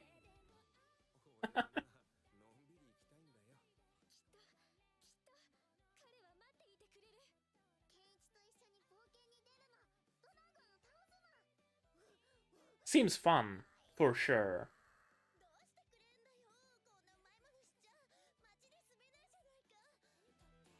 I thought it might be one of the... based on one of the manga that I've read, because I've read plenty of isekai manga. But no, I'm actually unfamiliar with it.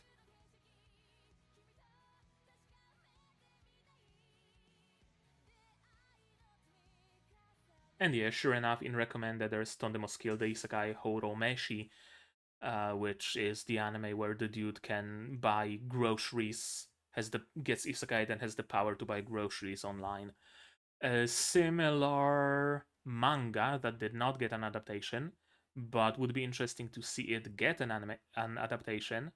There's a manga where a dude is isekai with the power to buy boats.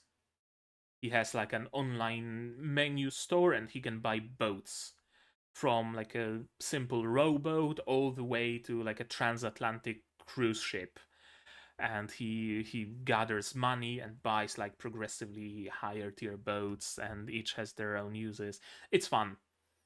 I hope that one actually gets an adaptation. This also seems fun, actually.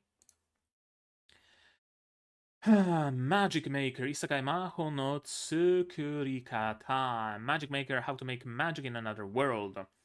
Action, adventure, fantasy, slice of life. On the night of his 30th birthday, one man's dreams of wielding magic come true after he unexpectedly passes away. He wakes as Sion, a young child in another world. He and his elder sister, Maria, are the children of a lower-class noble family who govern their region. Another one!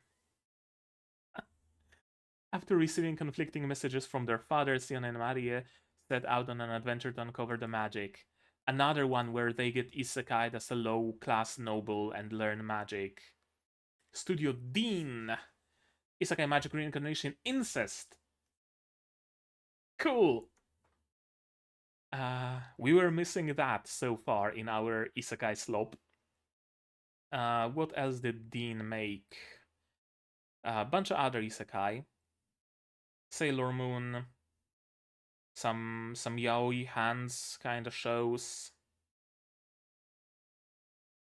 And some other shows as well. What do people think of it? How much of a slop it is? Is it? Trash looks interesting.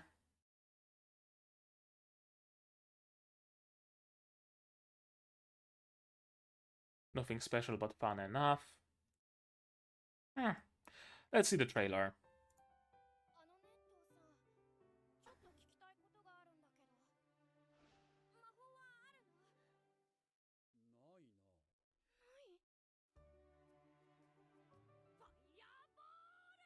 Oh, I think I read the manga actually.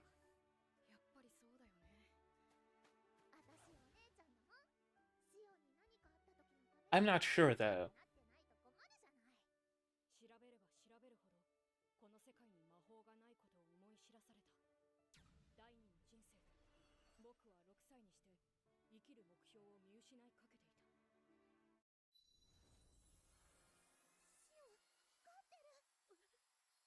It's the power of sibling love, apparently, that awakened the magic in him.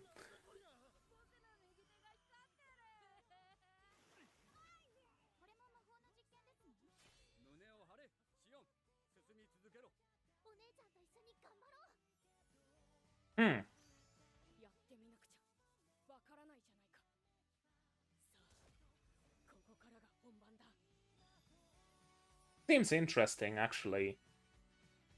He gets isekai'd into a world that doesn't have magic for all he knows, and creates magic. And apparently he gets like a cool robotic arm.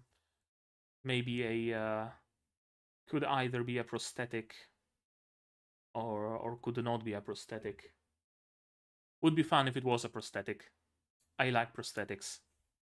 Kaiju Hachigo, some special episode. A day off for Reno, apparently. I mean, sure, I'm probably gonna watch it. It's a single episode. And, yeah. That is planning. And I've watched Kaiju Hachigo, so yeah, I wonder when is season 2. Make a Girl romance story centered around the main character Akira and his scientifically created girlfriend No Zero. Sorry, just a pure romance with make a waifu basically. Yasuda Gensho Studio by Zenotune. That's a name and a half. And they only made this, and it's a full CG show.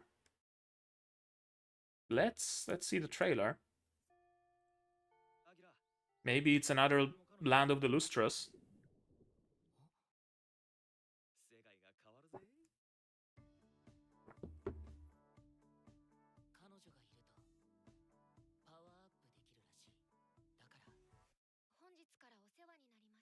Hmm.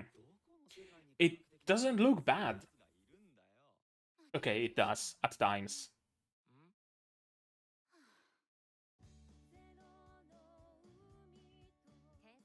It actually looks decent for a CG show, overall. Like, some movements and some faces are still not quite there, and some textures.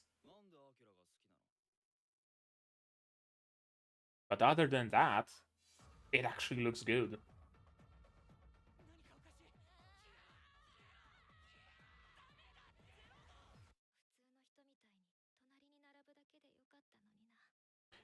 Who's the voice? Atsumi Tanezaki. Where do I recognize her from? Frieren. Of course, where else? Frieren second season when? Still fucking TBA. God damn it. Another long title. A-rank party wo ridatsu shita ore wa moto o shiego tachi to meikyu shinbu o mezas. I left my A-rank party to help my former students reach the dungeon depths. Pretty sure I've read the manga? I'm not 100% sure though. Yuke, a red mage, angrily declares that he's leaving Thunderpike, the A-rank party he's been with for 5 years, because he's fed up with being insulted and ridiculed by the other members. While searching for a new party, he runs into his former students, Marina, Silk, and Rain, and decides to join their party, Clover. And encouraged by their admiration of him as a teacher, Yuke leads them in completing several quests that show off his extraordinary magic and skills while bringing out the girl's abilities to the fullest. Then, through an adventure broadcast by an artifact known as Camelot, Clover becomes well known throughout society. The party's dream is to conquer Achromatic Darkness, the most challenging dungeon of all, but they take on other dungeons in hopes of eventually achieving that goal. They gradually become entangled in chaos that threatens the world. Sounds fun, at least. Made by Bamco, female harem dungeon magic male protagonist. Bamco made other shows as well, Vistoria, Gintama, plenty others. What do people think of episode 1?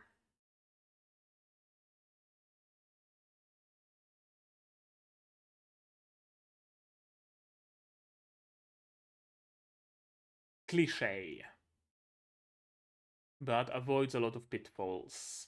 MC is actually competent. Yeah, that actually sounds like it breaks some cliches.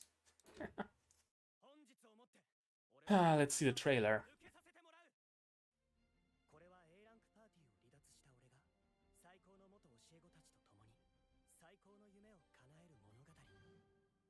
He doesn't look any older than his students.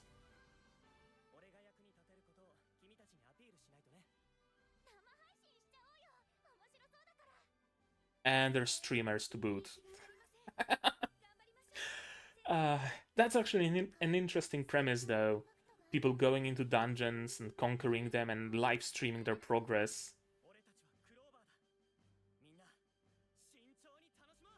And it's not even the riches from the dungeon that make up the bulk of their money. It's the fucking super chats and bits. I mean, that would be interesting. Free to take this idea if anybody wants. Is the chat okay? Yeah, okay, it's fine. I'm probably gonna skip it, although I'm gonna add it to my watch list. Maotsukai no Yakuso, Promise of Wizard, by Liden Films. On a moonlit night, Akira Masaki finds herself in a magical world where wizards and humans coexist. Every year they must face an enormous deadly moon that attacks the planet. Their only hope lies with the Wizards of the Sage, appointed to fight the supernatural threat. But Akira soon discovers she wasn't summoned by chance. She was chosen to lead them in battle. Interesting. Josei. Yeah, I mean, seeing the design of the male characters already tells you that it's a Josei male harem. I don't know why I had any different expectations. Liden Films Bye Bye Earth, they made, among others, Goblin Slayer Season 2, Yofukashi no Uta. Let's see the trailer, although I'm probably gonna skip it. I'm not the target audience for Josei. Ah, yes, yaoi hands.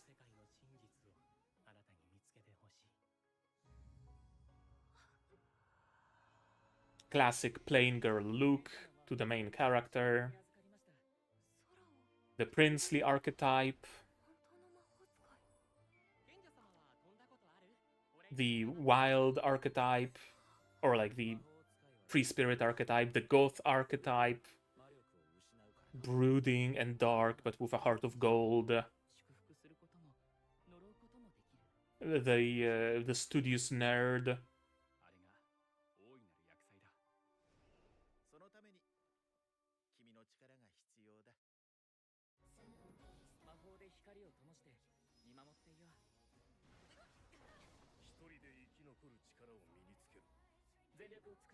I recognize this voice actor though. Look at all those bishonens. So much to choose from.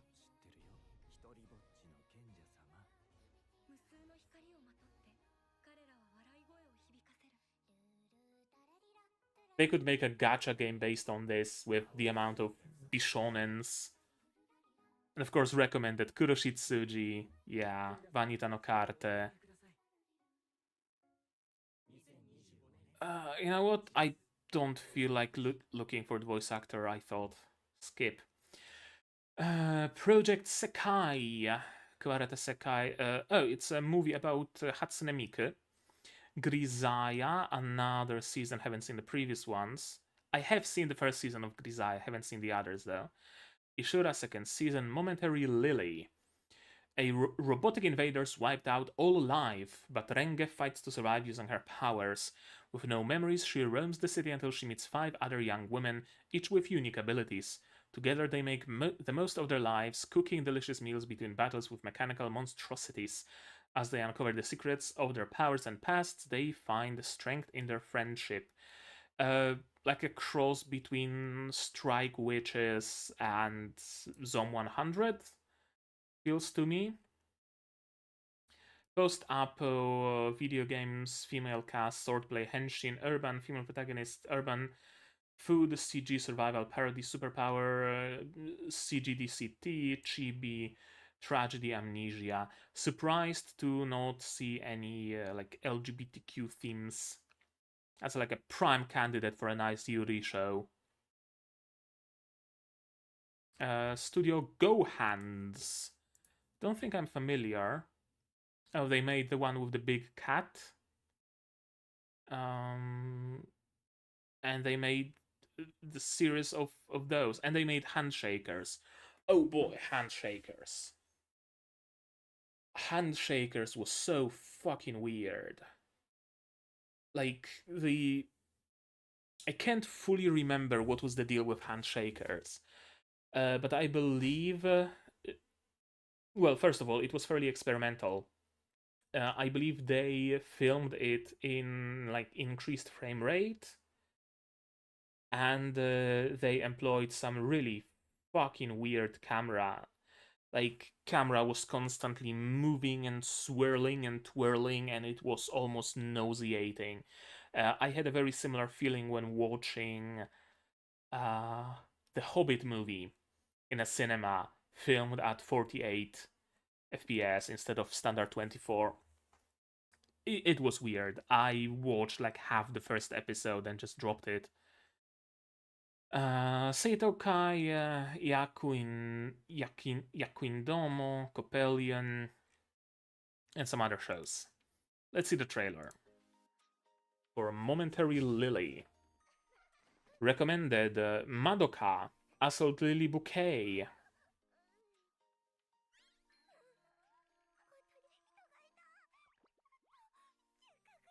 The hair animation, though.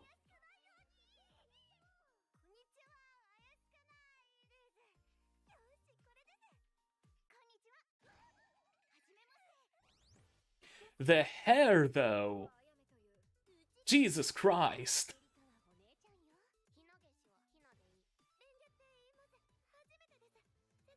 Like, half the budget of this show went to just animating the hair.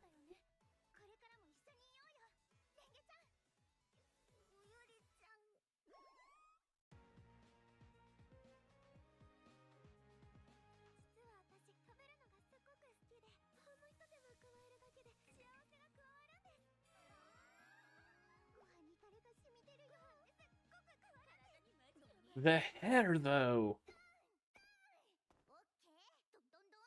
And they're like making them, like animating them in very dynamic ways on purpose just to make the hair bounce. Huh.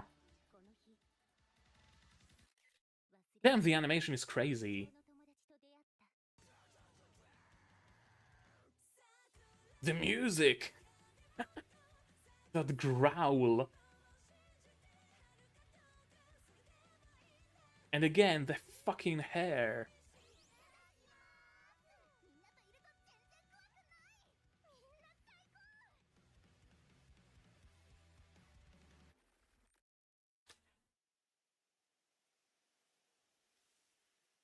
Well, color me interested.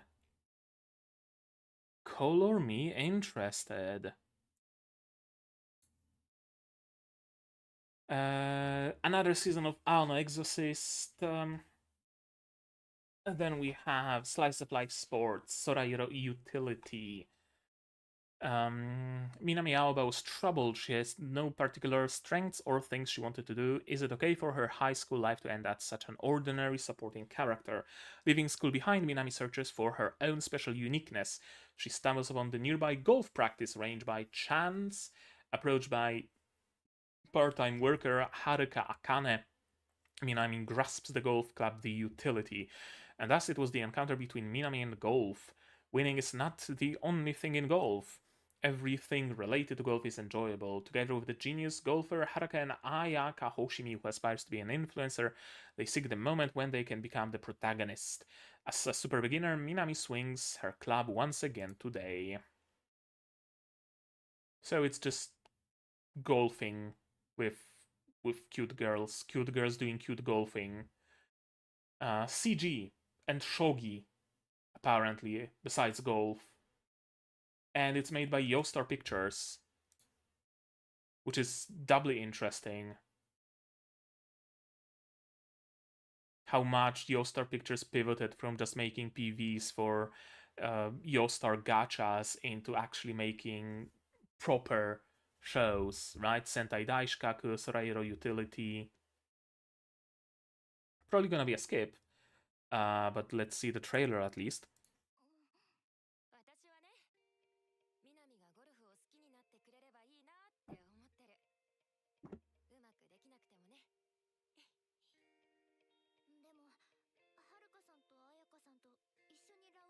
Yeah, recommended Birdwing, Hokago Teibonishi, more Birdwing, Oitonbo. There's a lot of anime where cute girls are doing cute golfing. Like a surprising amount.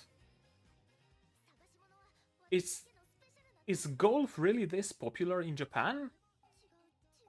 I know that baseball is surprisingly popular, but golf?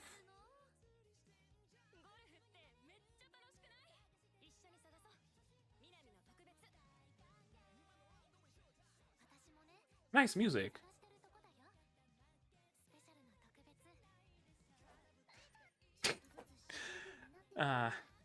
Seems fun. Seems like a genuinely fun watch.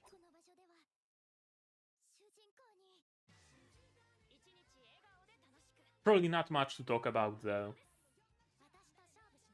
Seeing how it's slice of life.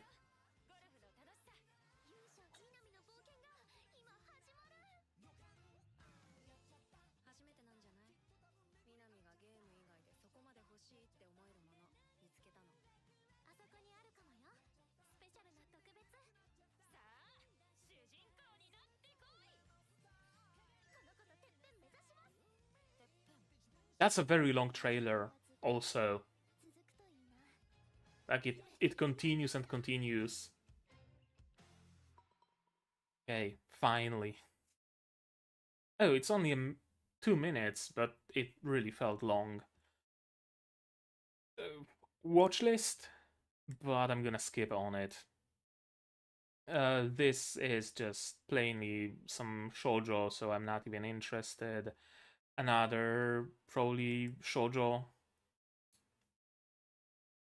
Yep, sure enough, shoujo-sama with a harem of men. Kisaki kyoiku kara nigetai watashi. Letitia Dorman, daughter of a duke, is less than thrilled to be engaged to a crown prince. Betrothed since childhood and trained to be queen, she always hoped Prince Clark would fall for someone else already. So when he shows up at a ball with another woman, Letty excitedly retreats to the countryside to start her new life, only for Clark to appear, determined to win her heart. Skip. Oh, I heard of this one. The Red Ranger becomes an adventurer in another world. I have heard of this one. Seems fun, like genuinely fun. Made by Studio Satellite. They're also making Ubelblatt this season. And they made Helg, Sakugan, and others. Henshin Isekai Tokusatsu made protagonist shonen superhero Magic, of course. Asagi Togo is the Red Ranger in a heroic ranger squad. During their final battle against the ultimate evil organization, he suffers a crushing defeat and resigns himself to death. That is, until he finds himself reborn in an entirely different world. Embracing his new role as an adventurer, he transforms into Kizuna Red and continues his pursuit of justice, helping those in need. Enjoy this heroic tale of a ranger becoming the protector of another world. Sounds fun. Especially if you're a Tokusatsu fan. Oh, the CG though. The CG though.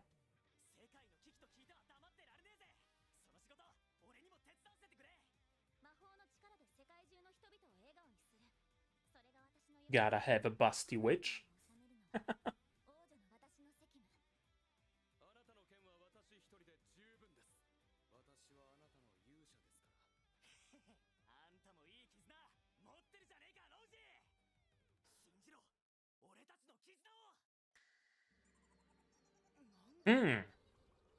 That's interesting.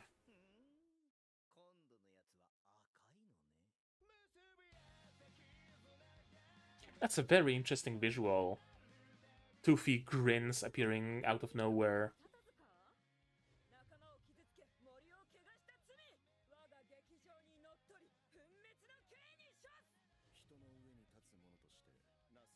She presented that coin as if it was some sort of a morpher.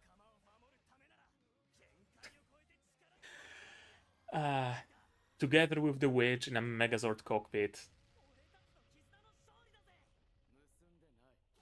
Where did he get all the Zords from to combine into a Megazord, though? That's what I want to know.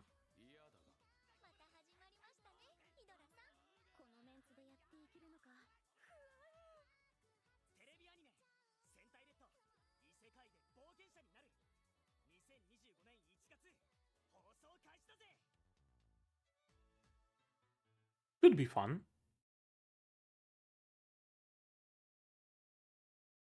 Could be fun. Let's move it aside. Let's move it aside somewhere here. Bang Dream. ONA, movie. Farmagia. Infelicidad. What a name. Farmers known as the Farmagia raise monsters under the peaceful rule of the Magus Dilculum. After the Magus passes, a power struggle erupts among the forces, using monsters to seize control. In the town of Sandveld, Farmagia 10 and his friends band together against the despotic new ruler Glaza. 10, his friends, and their homegrown monsters must stay strong to defend their freedom.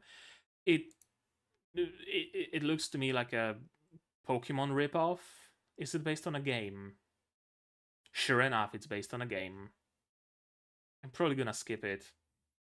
It's made by Studio Bridge, who also made Hotel Inhumans, that also airs this season apparently.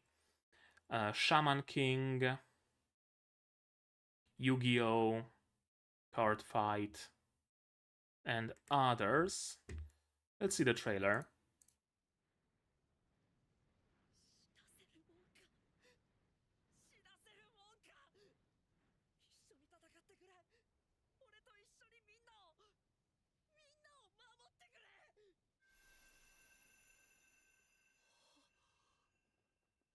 Production team of Fairy Tail, yeah. They also did make Fairy Tail.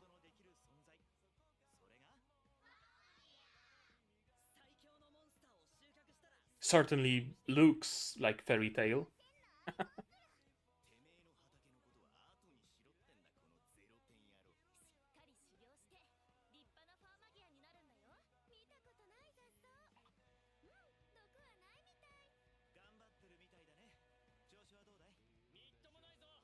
Yep.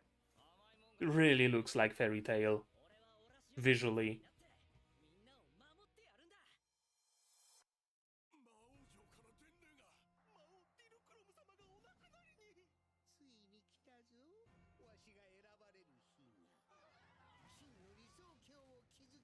Interesting that it seems like humans are coexisting with some green-skinned humanoids like orcs or goblins or something.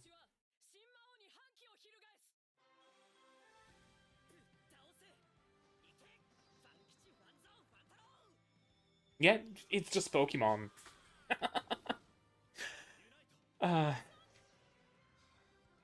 It's just Pokemon.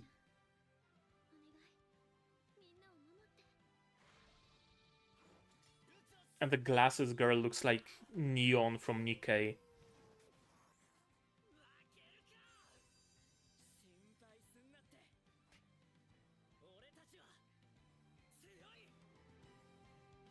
Yeah, that's gonna be a skip. I'm gonna add it to a list though, because it seems just about fun enough, but... Bun Vampire. Rom-com. When 15-year-old Rihito falls in love, an ancient vampire who craves 18-year-old virgin blood must protect the teen's virginity at all cost. Well, that's a plot and a half. Well, that's a fucking plot. Basically, like, what, grooming the anime? Protect her from others until she turns 18. Boys love, age gap, vampire, male protagonist, LGBTQ plus themes. Do I want to watch the trailer? Studio Gaina, who made Grandizer and some other shows that I don't really recognize. Let's see the trailer.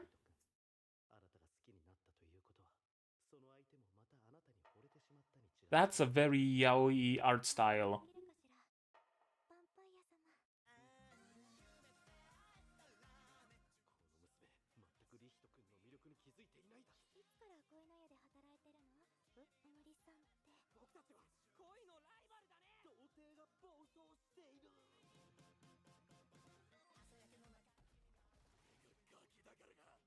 Gintama? No, sorry, not Gintama. Onizuka. The dude looked like Onizuka, but with white hair.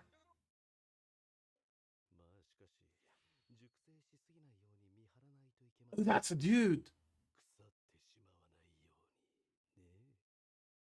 Oh. No, I'm gonna skip that. Aldnoah Zero. Compilation movie. And a new ending. Apparently, an epilogue. Interesting. Interesting that after this many years since Aldnoah Zero, when did Aldnoah Zero's second season aired? In 2015. Now, after 10 years, after a decade, they made a compilation movie and an epilogue.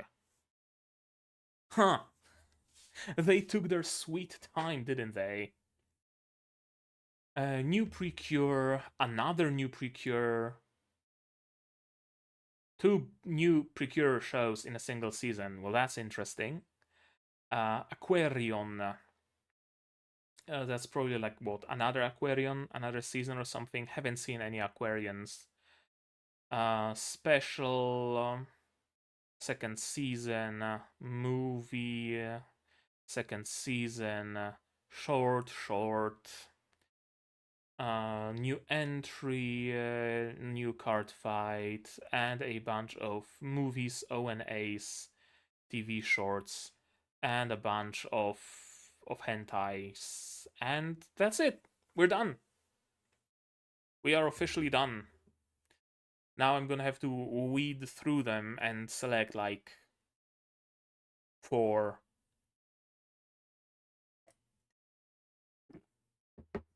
So, what is a definite must watch? Sakamoto Days.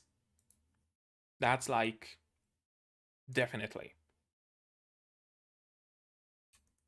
Sakamoto Days. There we go. What else would be a must watch here?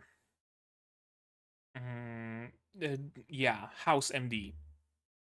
Absolutely. Control V. That's the Guild Girl.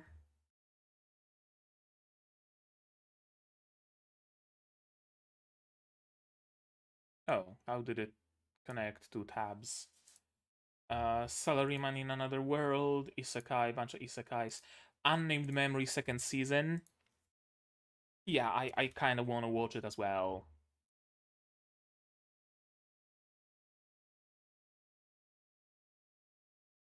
Well, Kaiju Hachigo, but that's a special, so it doesn't really fit into the schedule in any way.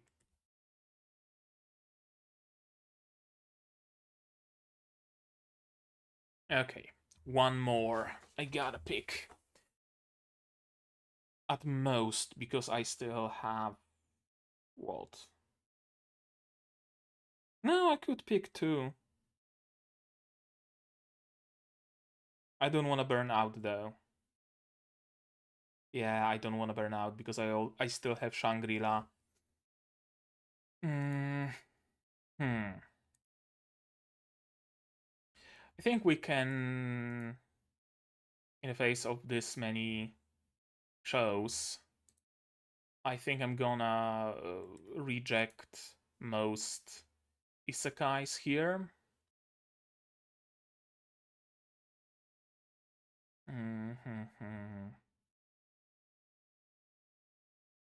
Wait, that... Oh, no, that wasn't Magic Maker. Yeah, this one I'm gonna say watch list. Make a girl. Probably not. Zenshu. Yeah, that's an isekai as well, with an interesting premise. Ubelblatt is somewhat of a manga classic that I feel like I should watch. What do people think of it? Amazon Prime exclusive.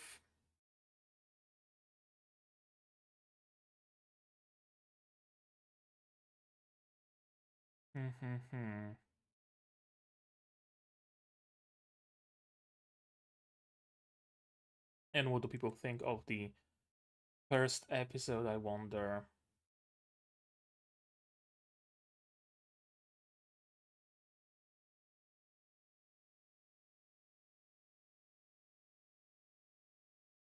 Too many censored compared to the manga. They managed to turn a somewhat decent manga into pig slop. Okay. They skipped shit. They crammed 70 pages into one episode. Huh. breakneck pacing.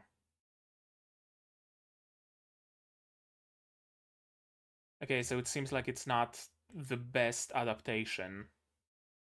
So I think I'm gonna add it to my watch list, and I'm gonna skip it.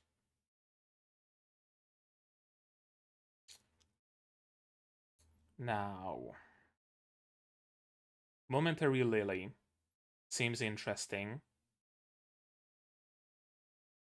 What do people think, though?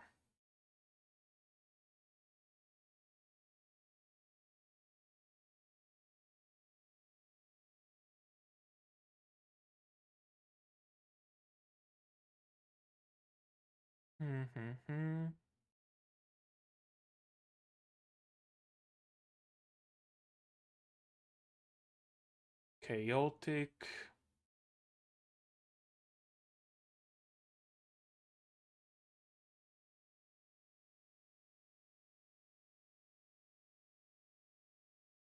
Dungeon Meshi Gohan style.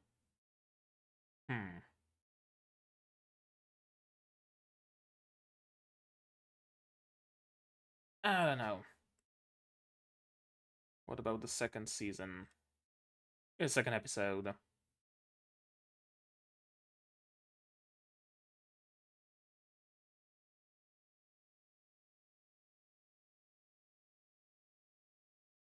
They updated the visuals, apparently. I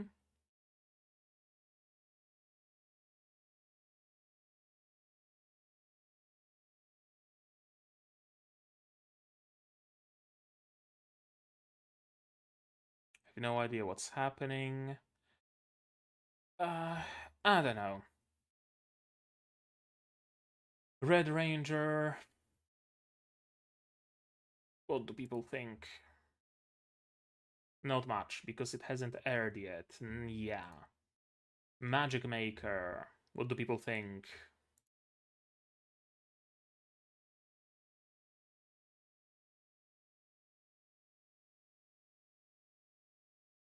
Nothing special but fun enough. Manga was cancelled in 2023. Huh. Well, that doesn't bode well, does it?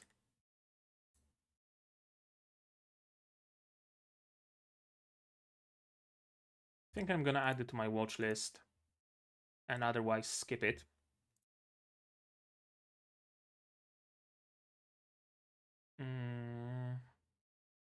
Yeah, this is the alchemy can create anything isekai. No, not watching, planning. What did people think of this one, I wonder? Insane pacing.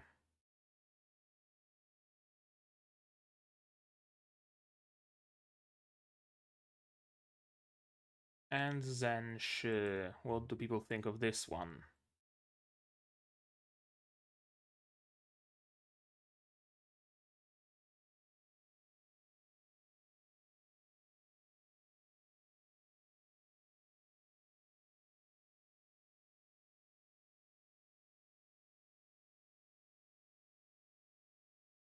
Not about anime industry, actually. Huh. Usual isekai with a little twist. Gotcha.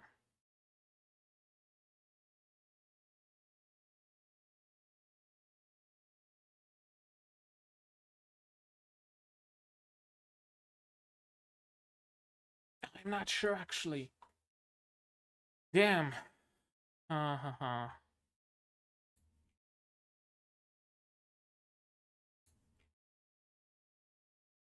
I'm not sure which one to pick. The Red Ranger one. I wonder how big is the gimmick of him being a Red Ranger actually gonna be. But I think I'm gonna skip it. Momentary Lily. Not sure. That tragedy tag kind of scares me. Tragedy, amnesia. 60% tragedy.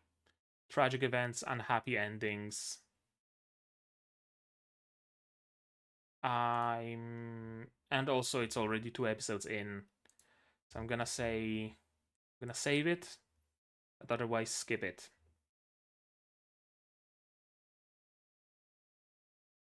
And this one, did it have anything special in the trailer?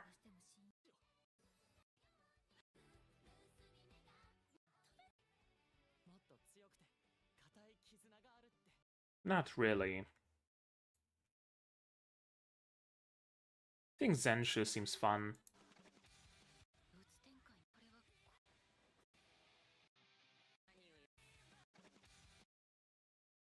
Yeah, Zenshu. There we go. There we go. Those 4 plus Shangri-La, and that's gonna be 5 shows. 6 shows. 6? 5. Yeah? Yeah, that's gonna be 5 shows. Oh, I guess you could see my desktop for a moment? Oh. Okay. Apparently that's how it works. Sure. Yeah.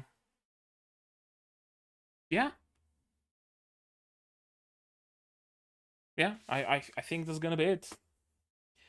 The anime have been chosen. Agree on Zenshu. Cool. Cool. It really seems interesting in the way Isekai Shikaku also seemed interesting. Like he was able to use his powers. We still don't know how his powers work fully, but it seems like he's able to influence the story, and she's gonna be like transported into a world she herself created. There's some nice potential for some meta stuff to be happening even. So it seems interesting. It seems interesting. Unless some other show out of those that I rejected turns out to be an absolute masterpiece, I think we have our setup for this season. And that even leaves me some space to maybe catch up on the things that I dropped previous season. I don't want to make any promises, absolutely not, but it's, it gives me some space. Also, while I still remember, I want to show you something. Where is it?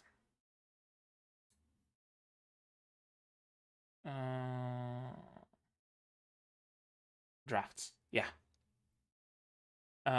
If you have not seen it, posted on the Discord. There we go. Symphogear Season 1, Episode 1, Picture in Picture is up on Patreon. I mean, it's not up. I haven't published it yet. So it's just, just a draft.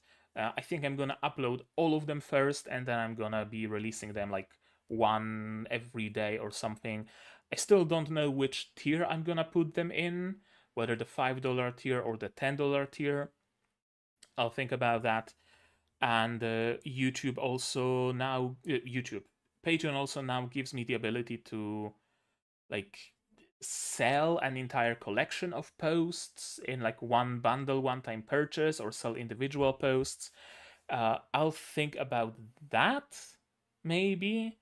Like you can stay subscribed and get each episode one by one, and then when all of them release, maybe I can just like bundle them up and put them up for sale as a bundle for like a discounted price or something. I don't know. I'll think about it. If you have any thoughts, you can always talk to me on Discord about it. Because it's something new and interesting, and I wonder if I should start using it. But besides that, I think that's it. I think that's gonna be it for the stream. I've been streaming for 2 hours, which is surprisingly short. Those seasonal streams are usually a little bit longer than 2 hours, but hey, I'm not complaining because I'm very hungry. I'm gonna have to get myself something to eat. But right now, I think that's gonna be it for this stream, and I'll see you in future episodes of whatever I decide to record and whatever I don't decide to drop, and we'll see where it goes. I'm winging it. If you haven't figured it out, I'm winging the whole entire YouTube shebang, so we'll see where it goes. I myself still have no clue, so how could you? But yeah, as I said, that's gonna be it from me for today. Like this video if you liked it, subscribe to be notified of when those videos finally eventually release, click the bell to be notified when that happens and to be notified when I stream as well. Support the channel if you want monetarily on Patreon, YouTube down below, or not. Share my content, spread the word, it costs nothing and helps a lot. And as always, big, huge thank you to my Patreon subscribers, QB, who's in the chat with us right now, Zerainer, Dr. Watt, Akomancer, Marsh, Fassel, and Hans, Peter. Yeah, thank you for supporting the channel, and hopefully you will finally have some Patreon content, because I've been slacking with that. But yeah, as I said, whichever time I already said it, that's gonna be it from me for today. So as always, you guys do all the good stuff, and I'm gonna see you in the next one. Cheers. And yeah, I'm gonna keep the outro. See ya.